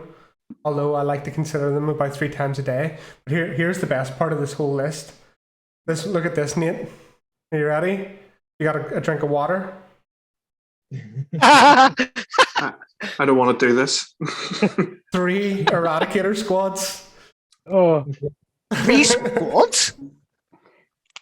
3 units of eradicators. What a fucking hero! that's a lot of Melta. That's If he was awesome. doing that, Disgusting. though, he probably should have taken a success chapter for a free reroll to hit. Yeah, they need Space Marines need Armorium cherubs. You know, they give an extra free shot a game. You can take 2 of them just for the crack. Well, I've got 2 of them in my list. I love them. But yeah, like I mean, you've got the potential there if they don't advance. I mean, Ultramarines will move and shoot without penalty, but it's assault weapons anyway. You know, so maybe I would have, if I was going to lean into it just so hard. I mean, he's 2,000 points on the nose, but I love like if you're really gonna do that, the what is it called, the heavy melta that does flat 4 plus d6 damage as well. And then Ultramarines move and shoot without penalty. Like I love that shit. It's just so crazy. But yeah, Godspeed, Andrew Eaton, in your Drakari adventure. Godspeed. Emperor protect. First game in a tournament and come up against Drukari. Lovely. Yeah, Go big or go home. that's That's it. right. And That's the next, I tell you what, the next matchup is one to watch as well, because you've got Dean Robinson, who's again relatively new to 9th edition, rocking sort of top tierish Death Guard, playing Matt McVeigh with his Grey Knights, and obviously Matt's playing a 40k vet. Oh, sorry, I thought you were going to say English. Sorry. I'm English apparently now too, but they don't understand me still. I have to repeat everything at least 3 times, and then I just go diddle. Just nod and smile like. Yeah, that'll be it. I think that'll be a good matchup on table 13 as well. Matt's obviously been toying my list for the last couple of weeks to bring to this. He's opted for Grey Knights. Dave's running Death Guard. Again, 2 relatively new. Well, Grey Knights obviously fresh off the blocks. Death Guard quite settled into the meta as hard to shift as shit. So I don't know, is it going to come down to Matt being more experienced, sort of with the 40k 9th edition rule set? Well, this is a new book for Matt. I know he's not been running the new Grey Knights a lot, but he does know Grey Knights very well. I'm surprised that he left the Death Watch at home. I was liking his list. You know, I'm personally glad that he has, because again, that's not an army I wanted to face at all. I don't want to face any of these. Like, see you at the bar, Paul. But that's brilliant. That's good. Like, for us to be in a situation where people are like, "Oh, I don't really want to play that." That's really good. The meta is for ourselves. The meta is going completely in the right direction. Fucking zero of those lists. Like, maybe Chris's tie. I'll take that one. No, Chris is in the chat, but that's hopefully turn 2. I'll get to play Chris. And once the AdMech 20-0 me, and on table 14 Buckley's Drakari table Chris, you know, I might get my wish. We'll have a fun game. Hold on, has Chris got Aaron? It's Buckley on table 14. Nice, Chris. You can beat him. He's piss easy. I just hope that like he gets out there, manages to roll hot with the 20 million dice that the Tau have. They've got the speed too in Chris's list, so it could, if he manages to just get that shit open and lift an inordinate amount, you know. If he can crack those transports, he's in a good position. Yeah. Because then they're walking over into Tau, and Tau's SMS and shit will start to, you know, deplete the numbers. It's one of those ones, though. It's just because Drakari have so fucking much. I would love Buckley just to start without his raiders. Yeah, and I forget to pick him up. The missions sort of correspond. So missions 1, 3, and 5 are a single map setup, if you know what I mean, under WTC. Then the other 2 another one. It's just to save massive amounts of moving terrain. And again, they're both quite heavy. All 5 in that regard are very, very heavy. It's just a bit of difference between having like a wood / landing pad under WTC and containers. So there's going to be a lot of obscuring about the tables, a lot of cover, which you can sort of hug to move your stuff up the board, regardless of whether it's end-to-end deployment, side-to-side deployment, or even the diagonals. There's going to be a lot of fucking cover. So it'll be interesting. Yeah. It's going to be Cal's just laughing. He's just giggling away to himself. I just laughing because of the way he described the deployment zones. The long ways ones, the sideways ones, the diagonally ones. That's how I describe them too. Or you got the corner ones.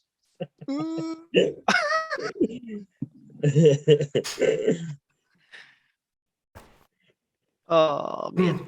Table 15. Got Jack Agnew against Andrew Johnson.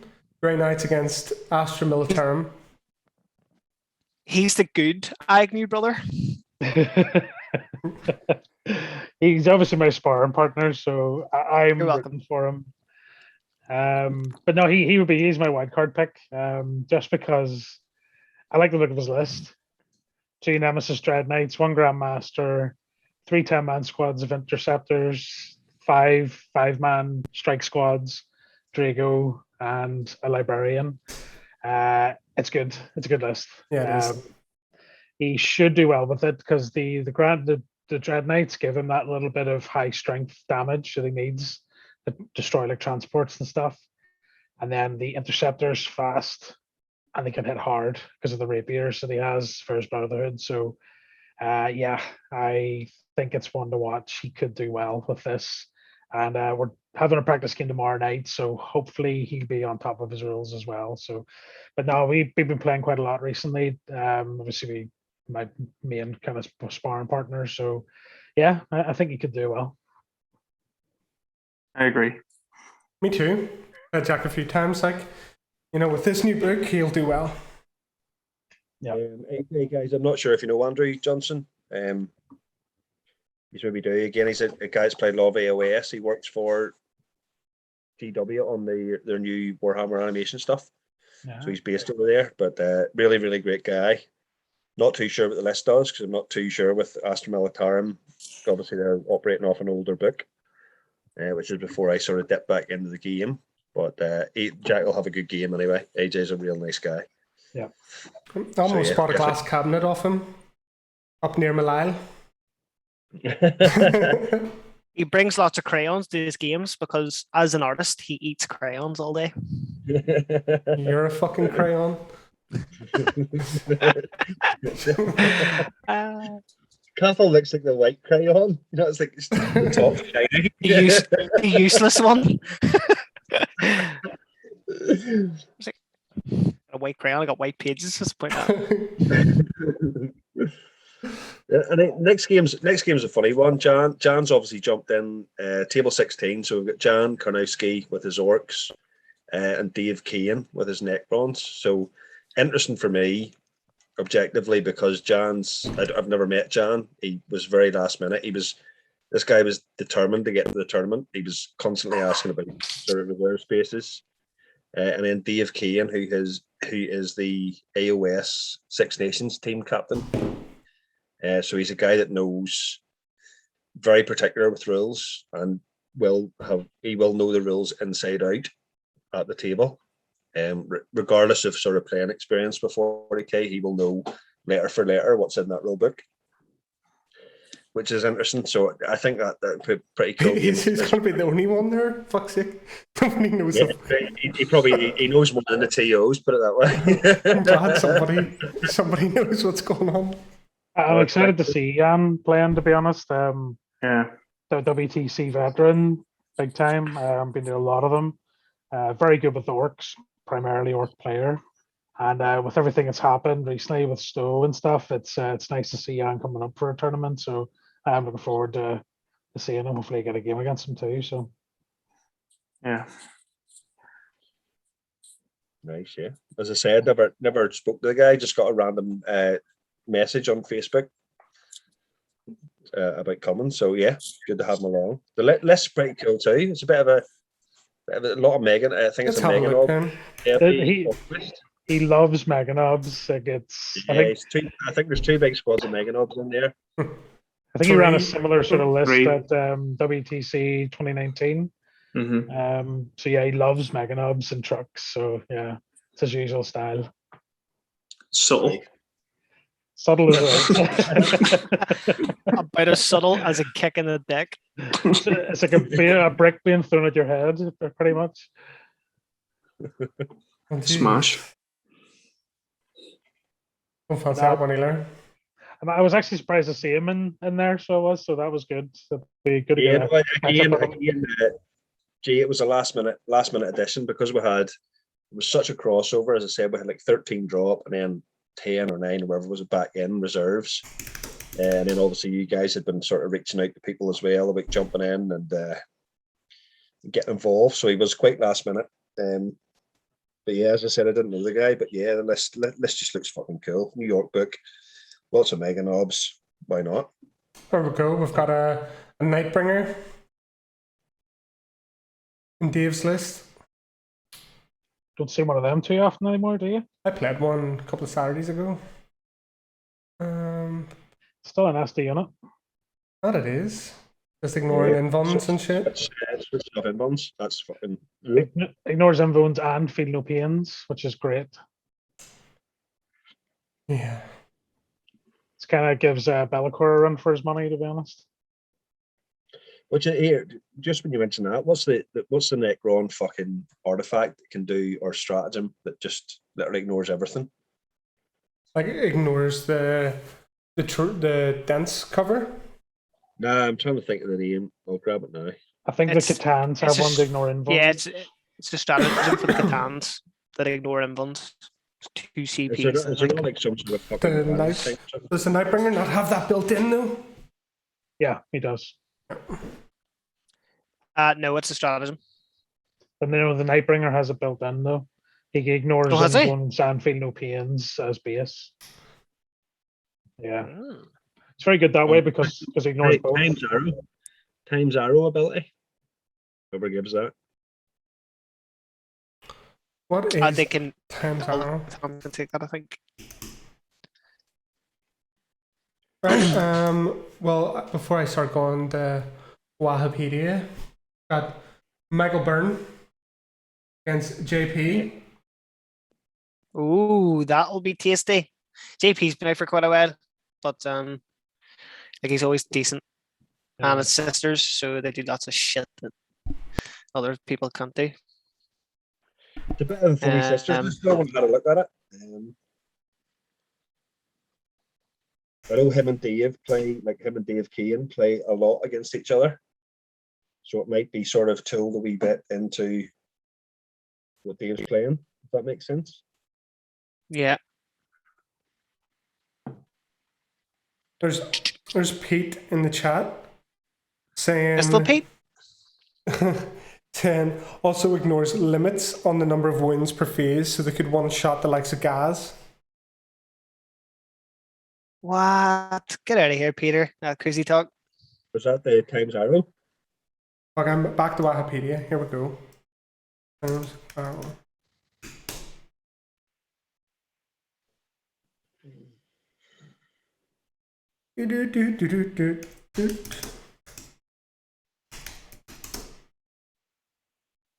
Times arrow, you say?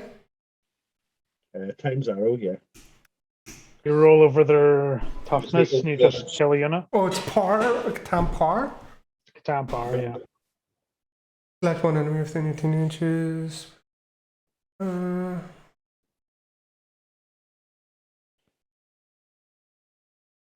be destroyed. Oh, Dave's on. Dave Keane has just popped on.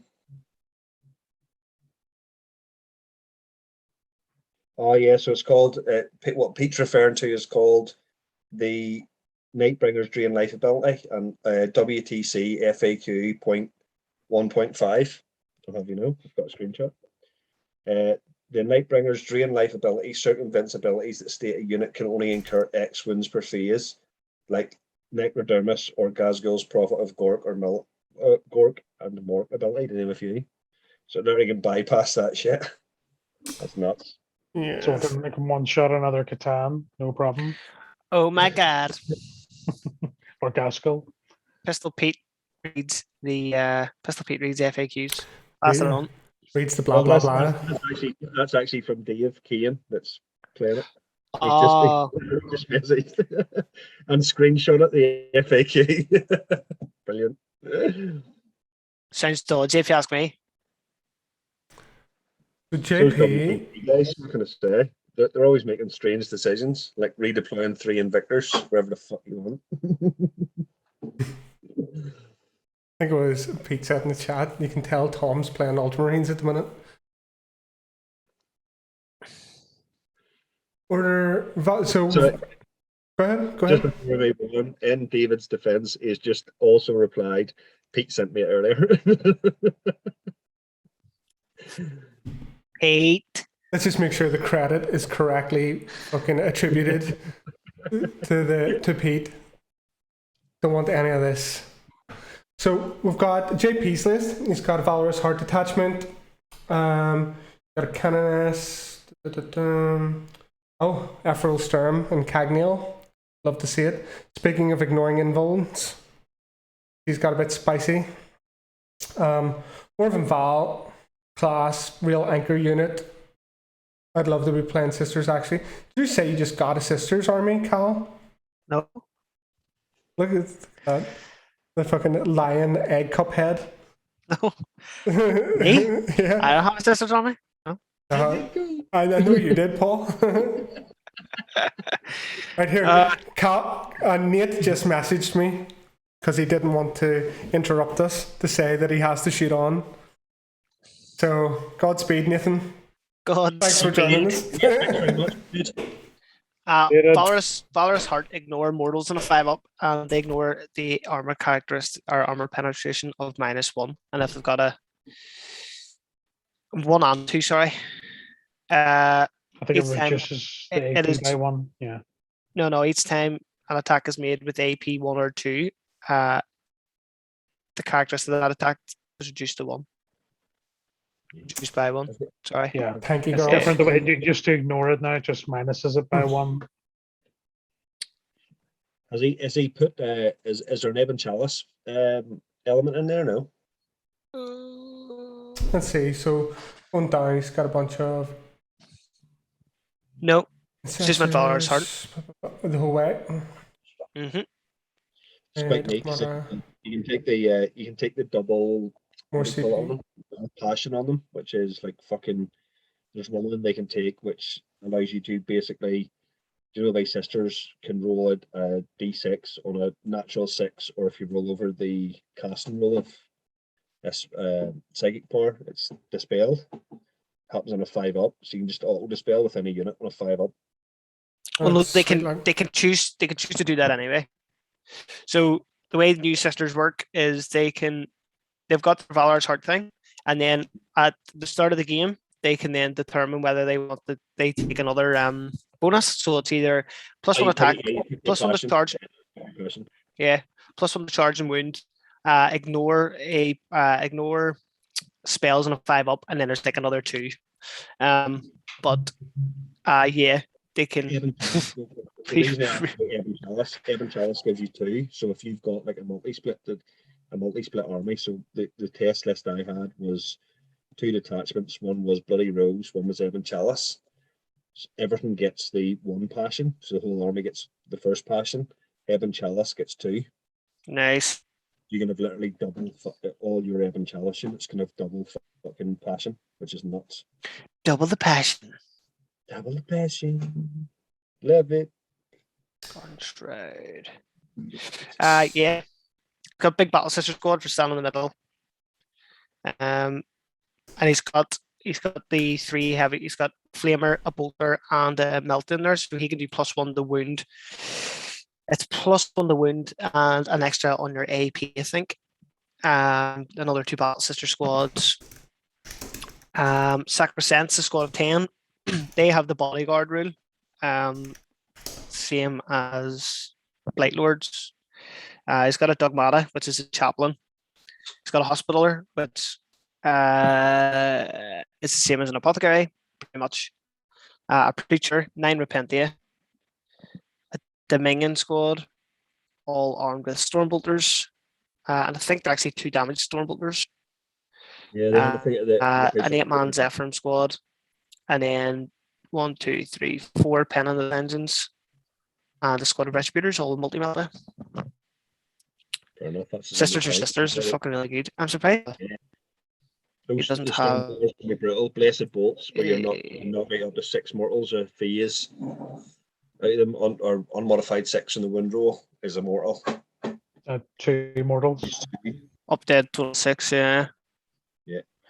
It doesn't have advanced charge in the list though, No sister. because it doesn't have the Repentance Superior.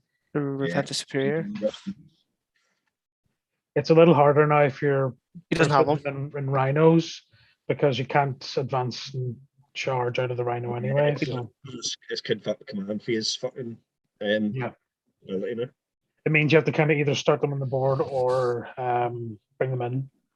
Yeah, So well, he's probably going to kinda outflank them. if you're running two squads of Repentia, which most people do, one needs to hug cover quite heavily with the sister, I think. Yeah. And His then sister. the other one is the one that's advancing up the board, relying on the rhino for protection, and then hopping out and doing its thing. You can still kind of use the rhino with them. It's just not as good as it used to be. Yeah, but no, I think Rhino matchups are friggin', they look friggin' cool. I think there's really Solid so many us. good teams in that first round. Mhm. It's going to be Any, a tight weekend, boys. That's for sure. Just one Yeah, after another. A lot of good Yes. lists. A lot of good lists. So So, great players. is really good there players. any particular list that you just want to dive into here before we start with some hot take picks of the podium? We'll go around the houses at the end.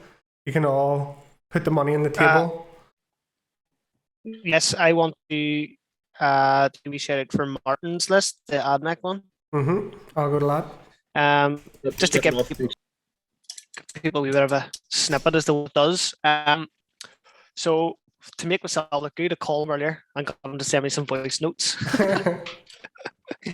So we'll just run through this really quickly. Worry too much about what's in it, but it's more so just what it does, because they're so new. This book was stolen on Dark Angels. He left it at my house, so now I use it as a notebook. So just things to watch out for on Martin's list. It's Mars. Okay, everything's Mars, so he gets a double boost on his tentacles. He's got a stratagem called Wrath of Mars that he can get 6 mortal wounds out. But it's really, really good. And he gets to reroll 1 hit with all his units. All his troops are the vets from the cohort. They all have 5 up M1. The Rangers get light cover if they don't move.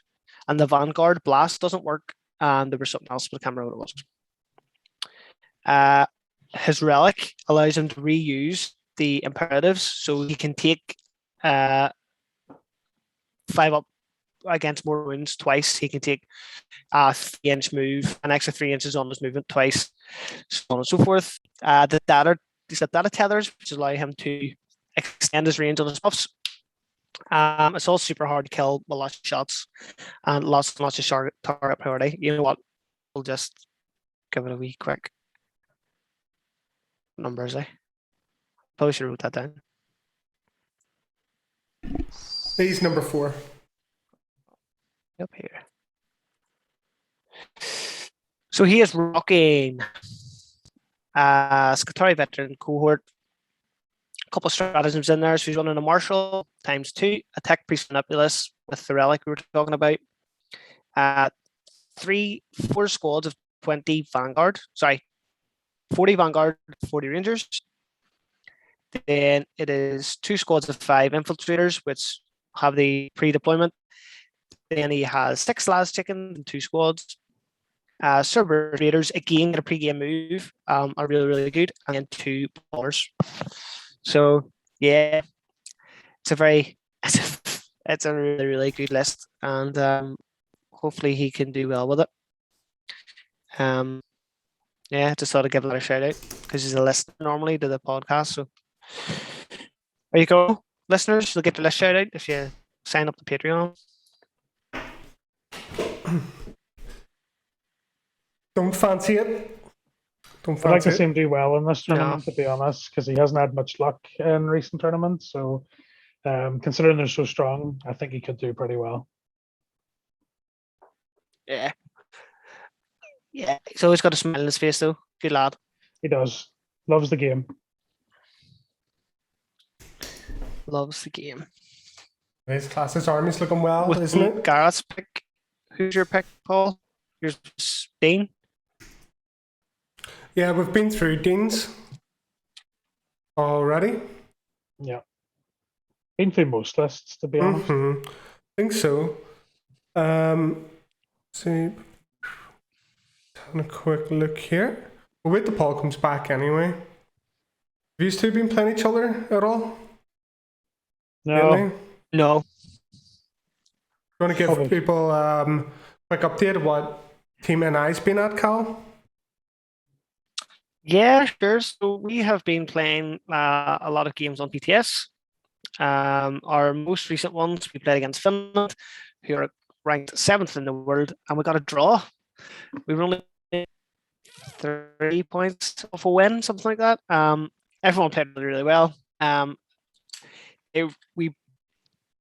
We done very well in the pairings, done really well in our early games, and we had a couple of things not go our way. Our Admech was beaten 20-0 by the Dark Eldar, and young Ralph knows that he probably went a bit too aggressive, but he had a lot of stuff going on, and these things happen. Brush of blood to your head, and the next thing you know, your Dark Eldar are bucking you. And the other one, but then Michael made up for that. Michael got a 20-0 win in his game against Orcs. And the other one was, I can't remember. There was another one that just didn't quite go away, but other than that, really happy with the development we've got going on. We're playing against teams. We played against Poland, Canada. We're going to play Canada again next month. England, Scotland, and then Wales twice. And out of that, we've got 2 draws against Finland and Wales, and then we've got beaten by everybody else. But the rank of all these teams is like 25 ranks above us. So they're at the top end of the scale, and we're at the bottom. And we're just trying to play as many games as we can against players that are far better than ourselves. So that when we go to WTC, we can try and get a result that pulls us out of that bottom run and puts us into the middle, or who knows, fight for it 15. So that's the plan, and that's what's going together so far. We had plans to play the Mexicans this month, but Pierce has taken on the captaincy. Congratulations to him. Silly bastard. And he wants throw that to. in. Yeah, silly bastard. He wants to build a team, which is fair. He's just recently lifted a Discord like ourselves, and they're going to try and use the model that we've been using.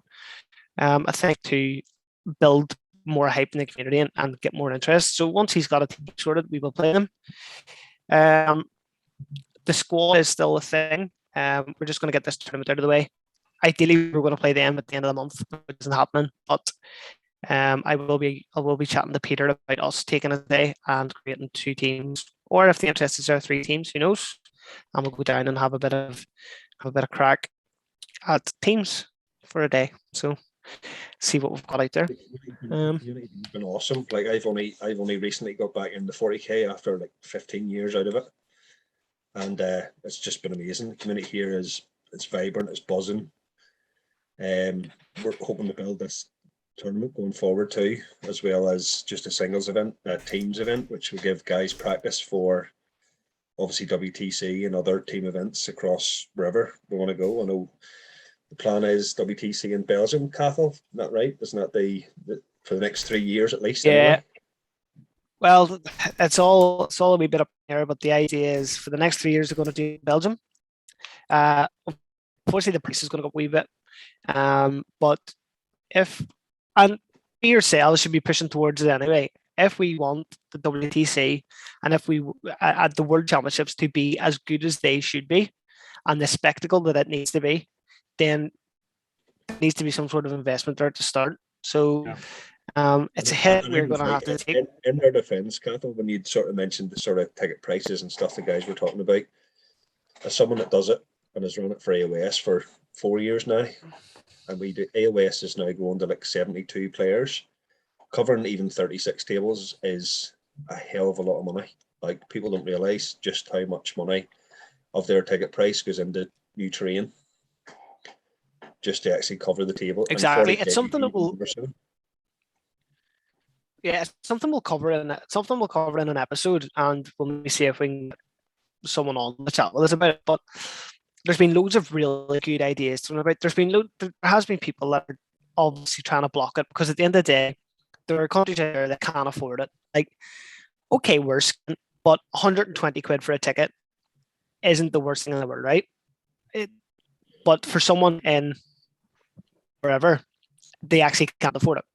And going to Belgium, they can't afford, because the accommodation is dearer, food prices are dearer, you know what I mean? All this stuff goes up a wee bit, and it stops players from coming, which is fine.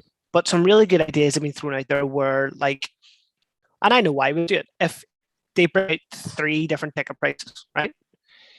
You buy a ticket at 150 quid, that covers you for the weekend. That gets you a t-shirt, that gets you a set of mats, that gets you, deployment mats, and that gets you some dice and something else. It's all cheap stuff, but it's something that you'd want to buy anyway, because you're going to go out there, you're going to buy a t-shirt, you're going to buy some dice, you're going to buy some objective markers, you're going to spend money. But make it that the teams that can't afford it, or the players that can't afford it, can pay their 100 quid. The teams that can't afford it will pay 150. You know what I mean? And that's one idea that's been thrown out there, which I think is really good. If they want it to be as big as it needs to be, then, and we need to go to Belgium for 3 years, then so be it. That's just the way it's going to have to be. I think the problem is at the minute it's just to catch up with between 8th and 9th. Like, you know yourself, WTC maps, like I've been looking at them for the last fucking 6 months with the event coming up and going, right, that's a hell of a lot of terrain. And it is, like, it's huge amount of terrain to actually cover the board sufficiently the way it needs to be covered. And it honestly is, when you look at it compared to AOS, each table is a double table terrain-wise. It's what you need to have an actual game. You need to have terrain. You've got shooting heavy armies that can literally just, like Games Workshop, we love their miniatures, we buy their miniatures, but their tournament setup with tables just is horrendous. It's just horrific. It's like 4 bits of obscuring and like a couple of bits of scatter terrain. You're like, nah, it's just not going to work, mate. Yeah. It's definitely there is enough chat there to definitely be throwing something together and doing an episode on it, just to let everyone know what's happening. But yeah, then you're talking about going to Belgium for the next 3 years in Belgium, because that's where a couple of the organisers are based. Which again, it just makes sense. It makes sense to go to a place that they can facilitate and go and meet the organisers. You know what I mean? They can get the ball going, and WTC can take off.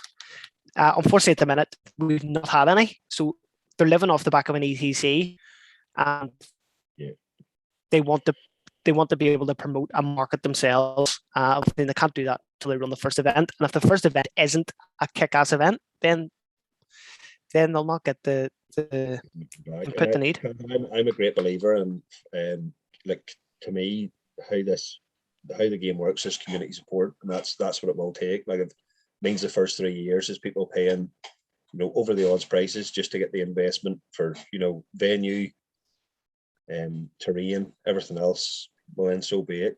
I believe that it just takes that. It can't ever rest on one person or one group. Everybody has to be able to bite in and go, including the players. Right, it's €120 ticket, but that's what it's going to take to build the tournament that I want to attend. So yeah, I'm all for it.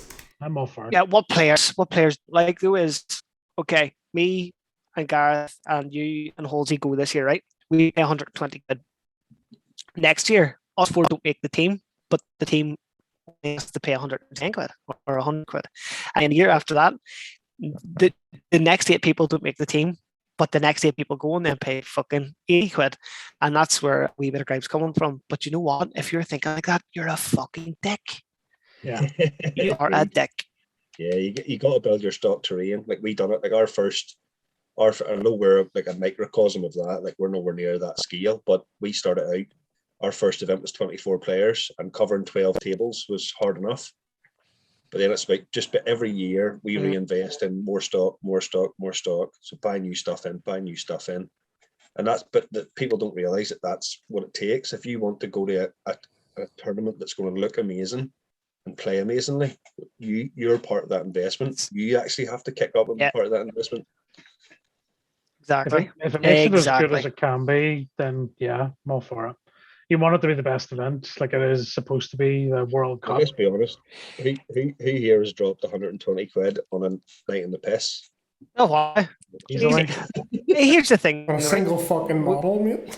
We're going deep down the hole, but so be it. You want it to be as good as can be, right? And we as a nation need to be able to market ourselves. So if we turn around now and say, right, this is us, Team Northern Ireland, we go with WTC, it is the pinnacle of the game we play. Would you give us some money? They're like, nah, mate, fuck off. Whereas in 2 years or 3 years' time, we can go say, look, we've been away to WTCs, we have done X, Y, Z, we've came from being 29th in the world to being 12th. We're working really hard in the background, guys fucking do blah, blah, blah, blah, blah. Is there anything you can do for us? And they'll go, sweet. Yes, I'll give you $1,000. There you go. Here's your flights covered. I'll give you. Small. See, just when you say this, I was thinking of this earlier because I was looking at fucking t-shirts. So even stupid stuff like my business, I can sponsor the team with their team t-shirts or whatever, team kits, all embroidered, whatever else. I just all we need is our company logo on the fucking t-shirt or whatever else. Stuff like that. It's community, because there's people in the community that have that will be able to contribute that way, 100%. Yeah, and I know there's not been a backlash to this, but I know it sort of got people run up the wrong way, maybe a wee bit. But my first thing for marketing here, and I haven't been like behind the doors or anything. I've been very open about it. Is I am going to change the logo. We're going to change the badge because we can't market. Halsey will laugh because we've had this conversation, but you cannot market in Northern Ireland the St. George flag or the St. Patrick flag with a red hand on it. It just doesn't work. We need to have, if we look at all the other logos, we look at England, we look at the Netherlands, we look at Sweden, they use, the example I'm going to use is the animal. So they use the lion or the Swedish crowns. The French use a cock because they're all cocks. The Belgians use some sort of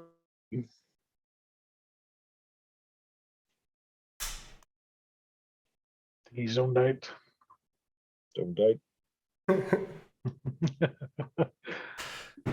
I get what he's saying though in regards to changing the logo. I don't agree with the sentiment. Like, I mean, the Tyrone Gaelic top has red hand on it, but whatever. Sorry, my internet. My phone died. I was using the internet, my phone, because my Wi-Fi's been shit tonight.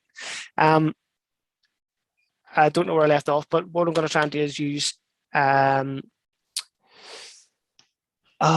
fuck me, a deer, but it's not a deer. The name's just went out of my head. What the dog? What about an Irish wolfhound? It's as big as a deer. A stag. So we've left a couple of designs with the guy or between me and Michael are firing a couple of designs to the guy to see what he can do, like throwing dice in there, throwing something in there that represents Northern Ireland again, and then we can market ourselves. So you can go into a shop in the Shankill and say, "Here, mate, Aaron's uncle, Red Hand Karen's brother. Here, would you like to sponsor Team Northern Ireland?" And he says, "Yes, mate, no sweat. I could put my T-shirt up here in the Shankill Road, and then I can go to my uncle on the Falls Road and say, 'Here, mate, do you fancy sponsoring us?' And he says, 'Yes, mate, no problem.' And there's the T-shirt up on the Falls Road." And Here, There's actually a good one. One of the guys in the chat, I don't know who it is. AISC done there. That's Ford, Shane Ford. Is that Shane? Giants Causeway could be a good one. Giants Causeway could be a good one. Even like Giants, because of the whole Finn McCool thing, you know. Yeah. Martin Stark has said, "Re Jamie Lee." Who said that? Martin Stark, 34. Re Fuck's Jamie Lee. sake, Glenn. At least we'll have the tagline as well. Yeah, gonna get black tonight. Yeah, so but like that's what I'm trying to do. There's no back doors about it. We need to try and market ourselves. Just to get a wee bit of help to go away. Cathal, here's the thing: like across, like it's WTC, right? Across the entire community, I've no doubt there's people involved. Like I know people in our community that could be sponsoring it, like as Pete has said in the Twitch chat, sponsoring it, subsidising it, doing a fundraiser. There's people who have the capability to do that. Mm-hmm. Run That's tournaments. where the community steps in. It's a selfless community thing where you go, right, I'm going to commit. It's like me saying, right, I'm going to buy a team t-shirts. Right, it's not a fortune. It's what, 200 quid for 8 t-shirts or whatever. It's not going to bust the bank. It's not going to kill anybody. It's not an amazing investment, but it's still a bit of cost. Yeah. What tools he done with the DNI thing? The podcast was brilliant. That he's got all this stuff. I keep meaning to buy a t-shirt and I haven't, but he's got all this stuff here that you can market off and you can buy, and people would be happy to do that. Another thing that I've heard is, I was chatting to Neil Kerr about it, and what I was chatting about was like, what I'd like to put something together now so that guys that we know for sure are going to be on the team, and then there's a couple of guys that there's a couple of spaces still open, can put money away now, and then that way it's not going to be getting to June and someone turn and be like, "Oh mate, I don't have 500 quid to spend." And then we got onto the thing of approaching tournaments like yourselves and being like, right, would the community as a whole, and we'll ask it tonight, would the community as a whole spend, instead of spending a tenner on a tournament, spend 12 quid on a tournament, and 2 quid goes towards the team. And as a community, we help subsidize the guys going away. Well, I'll tell you what, I'll commit to it on stream tonight. For your tournament next year, 2022, I'll sponsor all your t-shirts. I'll do all the rigging and the gear. Woohoo! Clip that Go team before he forgets. Go team! Go team! Yeah. Brilliant. Thank you very much. But that's a question I'm going to ask the community. Would you mind paying an extra £2 at a tournament if the money went towards helping subsidize the team? I can't see the chat. Can I just say this? What other thing do you do that costs a fucking tenner that is 2 days long? Or do you know what I mean? Like, exactly, yeah. The cost of a tournament at Exploding Dice blows my mind. Too cheap. Too cheap. Pistol Pete should not be sitting there for 2 days, or in some cases 4 days, and getting sweet fuck all.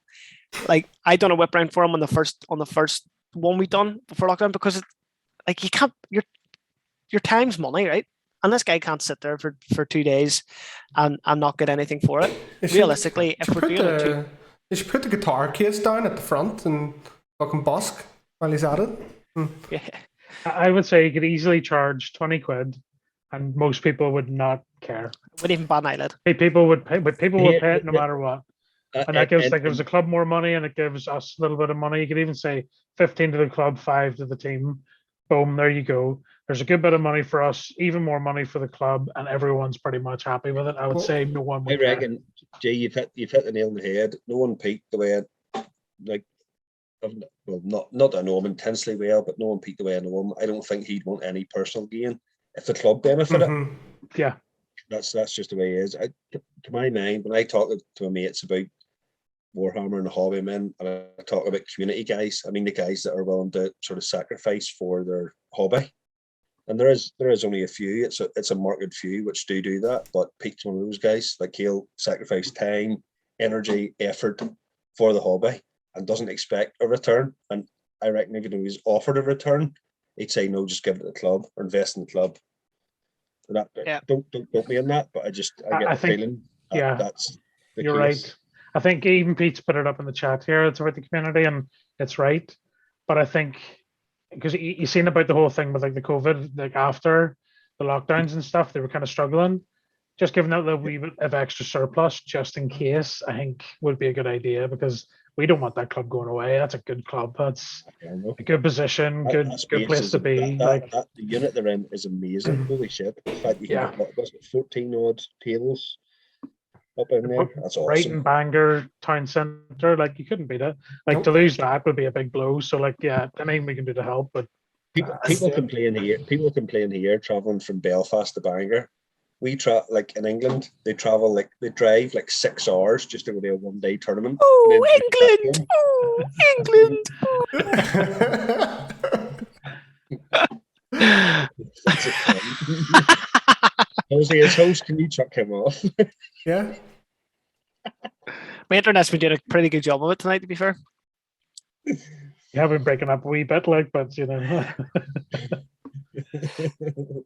But but on that BT, mate, it's good stuff. Yeah, we're just guys. On that note, before we drop off any sort of stream, big thanks to Exploding Dice for this weekend. They've loaned us 7 tables of train, which is absolutely fucking amazing. Yep. Big thanks again to your TOs, Pete, who hopefully can come along. We've got Rick and Dave who are traveling over from England tomorrow night, who are also TO1. And all our sponsors as well, with loads of sponsored prizes. Hopefully you guys fucking have a ball with the prizes and competing for them, including the Rust Cup. What is this Rust Well, Cup? Please explain, Paul. I've been dying to know. it's obviously related to Lehman Russ, the Primark of the Space Wolves. So Yeah. take from that what you will. Still being secretive. it's the hurry. Everyone knows it's the hurriest person there. Fuck me. Easy. Let's just say it's a challenge on the Saturday evening after all the games are concluded. I am not touching your chest again. It sounds drinking related, so Oh, it's definitely a drinking contest now. but definitely. Right, Lehman Russ had great fortitude, but great wit. He beat the Emperor in a drinking game, wasn't it right? So yeah, that's why. He also punched the lion just for the crack. No, That's the true. lion put him through a fucking mountain. I'll not have.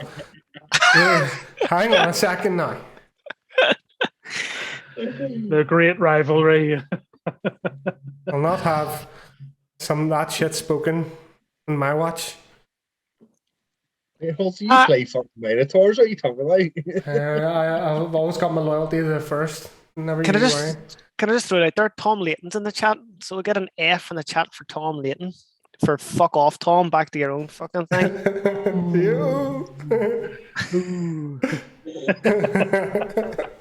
Here come the Fs. There we go. I've put the Rust Cup up in the stream there. Is there anything else, lads? Before I get too drunk? No. School night? Who do you think's going to podium? Dake. Right. Pick anyone but Dake. Pick anyone but Deke. Yep. My top 3 is going to be Robert, fucking Admac, Rob Admac. Why do I call him Robert? I think Arn has Robbie? a good chance. Robbie. I'm gonna put JP up there. In the top 3? Yep. And Jan could surprise people. Scott could also surprise people too. That Thousand Suns list looks good. I'm gonna say Michael Byrne. There you go, Michael. You've got your shit to do. Without his Tesseract arcs, though, what do you think? Yeah, I Still tell him strong. to give it a good go. And I can't vote for myself, Tom. But we all know I'm gonna be there. Top 3 is going to be Dake, but not Dake Richard. Oh, he's got a loophole. Second's going to be Buckley. I reckon third's going to be G. Oh, Big G. That's if he gets past fucking Dean round 1, but then he could do a mile. Well, that's Submarine. It seems Inadvertent submarine. so strong. Remember, there is actually a prize for day 1 to day 2 rankings. Yeah, it's called disqualification. It should be called the Mal Cup. Everybody else in the world may disqualify the Manny Award, but we reward it. The Manny Award. Manny Award sounds Manny great, Cup. to be honest. The Manny Cup. Love it. I'm gonna say Mal. Oh, I forgot about Mal actually. So I think Not first. no, but I think he'll be up there in the top 3. This is in no specific order. So I'm gonna pick Mal and then the Agnew brothers. I think Jack's due a podium, and with the Grey Knights, I think he could do it. So Hold on. Jack's due to win a game. Is what you're saying? No, I'd play Jack. I know that he's good. And this will be twice in a row. I've picked Jack for a tournament in our pre-things. So, Jack, fucking don't let me down, mate. He usually is very close to me in terms of overall placement, so I'll say. So you're saying you're going to finish at the bottom? But a lot of tournaments swing like fuck. The people that don't make the cut in the first day are just cut in our heat-based tournaments. So, that's so cutthroat. And then... So I think that Halsey, now you've got that. That's why we actually we discussed this. Me and Andy and Steve discussed how do you incentivize people that feel trash day 1 based on 20-0 system, because you can still pull back in the 20-0 as we know really, really well with a good day 2. So how do you incentivize it? Actually have a fucking separate trophy for it. So if you've been trash day 1, you've got like a 1-2, 1-1, lost 2. Come back day 2, 1 another 2, you can still fucking do really, really well in the tournament. Mm-hmm. Yeah. Just the way the scoring split works, because it's not based on victory points, it's based on your differential. What's the buy buster list, Paul? Oh, it's what I'll tell you what it is. It's what I could fit in this case in the airport, and it did get stopped and searched. It was really embarrassing because she was really hot, girl. Why have you all these toys in your bag, sir? That bag of white stuff I hear, that's flock. That's my Dark Angels love. Fake snow. Michael Byrne got stopped on the way through security at the last Six Nations because the silly bastard kept a pair of fucking snips in his box. They were like, "Oh, you can't take these." And super glue as well, wasn't it? Yeah. Super glue. In case he wants to fix the plane. In case he wants to stick someone to the outside. No, so Halsey, buy buster hopefully won't need to come into effect unless Deke drops day 2. I reckon there'll be a few shaky people that morning after Saturday night. Everybody's getting out to play. I'll be rocking 6 attack bikes, Landspeeder Vengeance, Samuel, a couple of squads of Termies, Ezekiel. Boom, done. Love it. Standard Sorry to get fit in that list. Tell me this, because you were away there. Dark Angels, who was this? On the... That was before submission date. Chris had submitted. Chris just got counted twice. I got you. Now just waiting. Yeah. So Dark Angels in the list is me as buy bust. Gotcha. I'm not gonna try and meta challenge anybody. It's literally this box hasn't been opened since I got back from England. So whatever's in it, it will be in the list. Sweet. Right. Well, we're gonna call it here, boys. Any parting words? Just from me, massive thanks to Cathal, G, Halsey, Nate for bouncing on, guys. Really, really appreciate it. And I know you've all been working hard behind the scenes with regards lists. So genuinely thank you, because it's impossible to do it myself. Honestly, I'd never get through it. And also do TOs, Pete, Rick and Dave who are flying over from England, and Andy. Massive thanks. I think it's going to be, I'm buzzing for this weekend. I think it's going to be amazing. Hold on a minute. Are you telling me you're flying in more English people? Yeah. Like more English people? Oh, you'll love Rick. You'll love Rick. I fucking hate English people. You and Rick will be on a fucking stripper's lap Saturday night. I am not getting on your lap again. Right. For more content, we'll see us on our OnlyFans. So And here also massive thanks everybody that tuned in tonight. I think there was 32 viewers on the yeah. stream at one point. So Over awesome. 30, yeah. It's good. Fucking Buy a awesome. t-shirt. Yeah. Just want Mhm. to say good luck to everybody Saturday. Good games, and hopefully have a good weekend too. Few beers Saturday night, 100%. Yep. Yeah, and thanks Definitely. and like before we go, thanks very much, Paul, for doing this and putting this together. Yeah. For fuck's sake, No, absolutely fuck, I want to amazing. build it up. I want to honestly just want to build it up for the guys. I love. It's horrible missing out and actually playing, but on the day, on the weekend, I just love it. Love walking about, watching the games, chatting to everybody, having a drink. Just fucking awesome. It's just Yeah. 40k in the lads' weekend. Brilliant. That's up. Yeah, All right. boy. Well, first of many, hopefully, and the first of many of these shows now that we've got the setup ready to go here in the new gaff. So we'll be able to stream some games easy enough as well. So plenty of stuff to follow on that. If you fancy it, throw us a few quid into Patreon. We'll get more shows out. We'll make things better. Get better mics, all that shit. Thanks very much, everybody, for watching. Much love. Cheers, guys. Up Cheers, the guys. pillars. Thanks. Peace out.